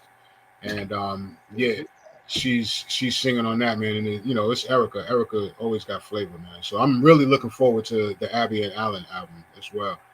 So so it's her with Alchemist? Yeah. Yep. Is it next to you? Say it again. Did she drop the song Next to You? She dropped it in June? Yeah. That's the single, Next to You. Yeah. And then so I'm excited to hear the rest of the work that they did together. Again, speaking of Alchemist, if you guys know about Hit Boy is another producer. He's the one who did the whole King's Disease trilogy for Nas. Oh wow. Yeah. And I just found out today that he's done some other major hits that I didn't know he produced. Stuff that I thought Kanye produced, Hit Boy produced, like Niggas in Paris, Jay-Z and Kanye. I thought Kanye. Wait, that was not Kanye? No, that's what I was surprised too. I found that out. I thought that was a Kanye beat. That sounds like Kanye. Right. But that was Hit Boy. That was early Hit Boy music right there. Okay. But Alchemist and Hit Boy have a project now. It's called Goldfish. They were just on Joe and Jada show, Fat Joe and Jadakiss show, their podcast. And they played a song on there. I believe it's called Business Merger. And man, it's fire. It's fire, man, because they're both doing the beats and they're both doing lyrics. So these are two producers who could also spit. So, it sounds, that one song sounded real strong. And like I said, we're talking about Hit Boy. He's been on a roll, you know what I'm saying? And so has Alchemist. So for the two of them to come together on this project, man, I know that it's going to be a beast, man. It's going to be a beast. So I'm looking forward to that. The album is called Goldfish, and Business Merger is the one that I heard when they were on Joe and Jada's show. Okay. Also, if you guys remember the young guys from California called Coast Contra, they got that real hip hop spirit, almost like Tribe Called Quest or somebody. They have a new video that you can check out now on YouTube called "Don't Worry," and it's just really, if you listen to the lyrics, man, it's really uplifting, man. It's really trying to just get you to think positive in this negative climate that we're in. You know what I mean? And they're always bringing it, man. They're real creative in their delivery and what they're saying. I love these dudes, man, because I've said it before, they remind me of me and my crew, Hidden Descent, when we were coming up. And they're just really, really, really strong, man. And I love Coast Contra. Check it out. It's called Don't Worry. It's on YouTube now, and you can check it out. And look for all of their other stuff if you're not familiar with them, because they really are a force to be reckoned with, man. For some young guys coming up. Yeah, Rhino, I was gonna say, one of the things I was wondering is, what will hip hop's response to this moment be, right? Yeah. Because I haven't, there has been no real response. There's no real or at least it seems like everyone's laying low, right? Like Kendrick put his neck out at the Super Bowl Yeah. You got Jay-Z doing another. Jay-Z did 2 times. He's like, I'm gonna stick my middle finger up real big, and Mm-hmm. everyone's gonna know what's up. Because Yeah. when Kendrick was doing the Super Bowl, everybody knew what was gonna happen. Mm-hmm. And when he said Bad Bunny, everybody knew. Like when I heard Bad Bunny, I was like, Jay-Z did it again, Yep. causing controversy. It's probably gonna be the most watched Super Bowl ever, Mm-hmm. right? Halftime show ever. Yep. Everybody's already thinking about it. Well, he's already the biggest star in the world, so you know that. Right. That's true too. Mm-hmm. That's true too. Right. So you gotta get people watching the Super Bowl halftime show who don't even watch football. Right. Yeah, right. Or who call football soccer, right? Whole idea. Or when they say football, they mean the international sport football. Yeah. Soccer. Yeah. So With and the then big and then one other thing is Cardi B. Cardi B put out an album called Am I the Drama? Because she's always in the media going through some. She just finished this court case with somebody who was trying to sue her for something crazy. That was wild, man. Yeah. She did something with Dougie F. I said, did you get it? Oh. She did something. Dougie F is on the album. Oh yeah, It's just yeah. when she And her, she's like, another one. she looks like a security guard. She got that She's security body. big. She's security Right. big. Get it She's right. security. Right, she's security big. Like she looked like she, can secure a building. Like, damn, Cardi. Yeah, No. Cardi. Oh. I love Cardi. And she man. got out there and hustled that album too. Yeah, let me tell you, I don't always listen to Cardi's music, man, but I love Cardi, man. Anytime I see her online or anything, I'm my ears are open, man. I just want to see what she's got to say, man, because she's very honest, man, and that's what I love. She's honest and she tries to be true and sincere, very sincere. Yeah. Yeah. So, but her album is another one, top to bottom, man. It's really good. She's got some good stuff on there, man. The one song, Imaginary Player. Everybody talked about that. Speaking of Jay-Z, because Jay-Z did the song called Imaginary Player, and they used Renee and Angela's Imaginary Playmate for the music. So she used that music, and instantly when people heard it, they thought of Jay-Z's song. But she did her thing to it, man. Cardi's being herself, man, and I just give her a lot of respect for that. You know what I mean? I just give her a whole lot of respect for just being her honest self and just doing her, man. You know what I mean?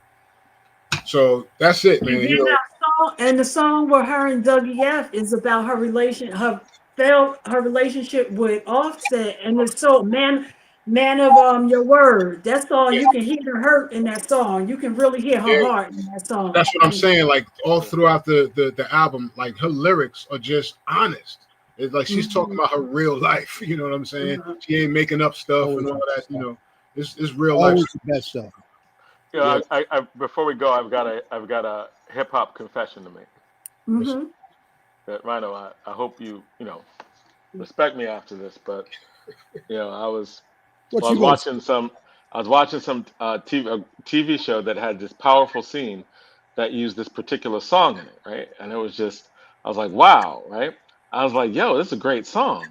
And I went back and I listened to it and I was like, yo, like this artist, I never really messed with this artist before. I never really was like, I never thought he was, I just hated his voice, right? But this is like one of the best songs I've heard in a long time. It was just like, yo, it was cry-worthy, right?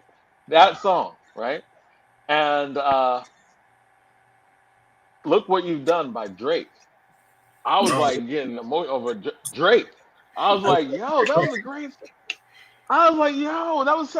He's a tribute to his mama and his uncle and his grandma. The court case. No. This is like 2011. This is old Drake. Right? This is back Drake from 2011. And I was like, yo, man, like I never listened to Drake before. I was like, I used to joke, I hate Drake, because I just didn't like his voice, right? But man, I got a confession, man. I listened to that song like 5 times. But I mean, to be fair, I mean Drake was another one who was honest a lot in his lyrics too. You know what I mean? Before the Kendrick beef and all of this stuff, man. Like Drake was another one who was honest. But what it was is just that the airwaves were oversaturated with Drake, and that's probably why you hate his voice, because you heard it so much. Because that's Right, probably. that's for me. Hearing his voice like every 10 minutes it was killing me. You know what I mean? Okay. But I mean, you know, to be fair, Drake, he's a good artist. You know what I'm Oh, I saying? mean, that song is brilliant. Like I was like, yo, like why? I just, man, I just What's the totally didn't song, give him his Jonathan? credit. What's the song? Look what you've done. It's on. I think this is his second album. Take Care is the album. Look what you've done is the song, and the lyrics are Take like. Care is the album. Take Care is the album. Yeah, I think that's the second. I think it's maybe a second album, or it's the second Yeah, big yeah. album. So so you're talking about old Drake. 2011, old Drake. Oh, Yeah. okay. I thought you were talking about a new 2011. song. And No, Rhino, this is old. Because the thing is, I never listened to him, right? Like, Right. I mean, I had other interests, right? Like other artists I listened to, all this stuff around that time. And Drake he was pop, whatever, but I never took him seriously. But yo, like I was listening to that song, like I listened to that song 5 times. I just couldn't believe it. It was just great, beautiful song. Yeah, no, and Rhino, before you leave, I happened to be watching a movie the other night, and I was like, that he looked so familiar. Who was that guy? And it was Black Thought, Brooklyn Babylon. Have you ever seen that? Nah. It's 2001 movie, huh? You said 2001? 2001, and it was Black Thought was the lead actor. Wow. What's the name of it again? Brooklyn Babylon. Brooklyn Babylon. I gotta look for that. Yeah. And I was like, that look, and it was black. Yeah, it's like, so call him up. He was like supposed to be like one of the last people we were supposed to interview before you left the studio. I'll never. Yeah. I was like, I'm gonna show Black Thought coming. When he coming? That's funny. All right, so we're another good show, right? We started with you late, Rhino, so we wanted to make sure. And yeah, welcome back. For the last 4 weeks, Right. For the last 4 weeks, we have ended after 9 o'clock. Yeah. Yes. Yeah, that's because of Donna. We can talk all goddamn night. That's because of Donna. I've been trying to get off, right? That's just Donna has ended after. I have left the show, come back, and they still on. That's what happened. That's Donna leaving after 9 o'clock every single time. Because I go off at like 8:50, 9:15. I'm like, they still on? Donna. Very, very quickly. Hey, Zayed, I like that background you guys, Zayed. Oh, that's Malcolm. Absolutely. Yeah, man. Absolutely. Yeah. I like 3 that. things real quick before we go. 1, tomorrow is Assata's funeral in Cuba. Okay. 2, Sandra Haywood, who I did the popcorn quiz with. Sandra. Her funeral is tomorrow at Perry's at 11. Right? And 3, I have to be in Patterson putting on my poetry hat for the Patterson Poetry Festival at 12 o'clock at the Patterson Museum. I just want to throw that out there real quick. Yeah, that's a call I very rarely get because I don't get a chance really to get down to where I need to. And I got to get these manuscripts out. I got to have a real serious conversation with your sister, Jonathan. I got a gig for her. Okay. And of course, if it's poetry, you got to have a conversation with Margie. Mia X. Yeah. Well, guys, before we leave, I just want to say when we come back next week, if you're not a registered voter, it will be too late to register to vote. Tuesday is the deadline to register to vote. If you want to have an impact on this governor's election by casting your vote, you have to register to vote by Tuesday, October 14th. Central Ward, come out. No, Central Ward, come out. And what we have to get better at, everybody who's listening, please subscribe to our YouTube channel. All Politics Are Local. YouTube, please subscribe to our YouTube channel. So I was supposed to be announcing this all night long because we want to grow the YouTube channel. Yeah. Right. Right. We're trying to focus on YouTube as opposed to Facebook. Yeah. So even on our Facebook page, I put my YouTube thing up, and notice every time I send out the stuff for the week, I no longer put our Facebook page up there. I just put our YouTube page up there because I just want people to go to the YouTube page as much as possible. So subscribe to our YouTube page. Just hit us up and subscribe to our YouTube page. All right. Thank all my guests, Chairman Leroy Jones. Want to thank him for coming out. Yes. Thank our guests. Thank Chairman Leroy Jones for coming out. We very much appreciate him giving us that, that advice and and that conversation that we had today. And he's a long-term supporter of our show, going back to the very beginning of our show, like 14 years ago. So constant supporter of our show. So thank you for coming back on right before this election. Also to activist Jasmine Smith, the co-chair of the Chicago Alliance Against Racist and Political Repression. We're glad she was able to join us from Chicago. Assata Mann and Mo Kinsburg from the New Jersey Institute of Social Justice. I appreciated our conversation with them about youth activism and sharing some of our insights and doing that exchange was very nice. Very good. Also to, of course, Amber Sherman. Love you much of Black Lives Matters Memphis on the conversation, the enlightening conversation that we had about the federal agents that are there and the insidious way in which they are criminalizing an entire population of people. Right. And of now, course, DJ is back in the building. All right. yes. And so until next week, take care and be careful, be safe, and Don't stop. Peace.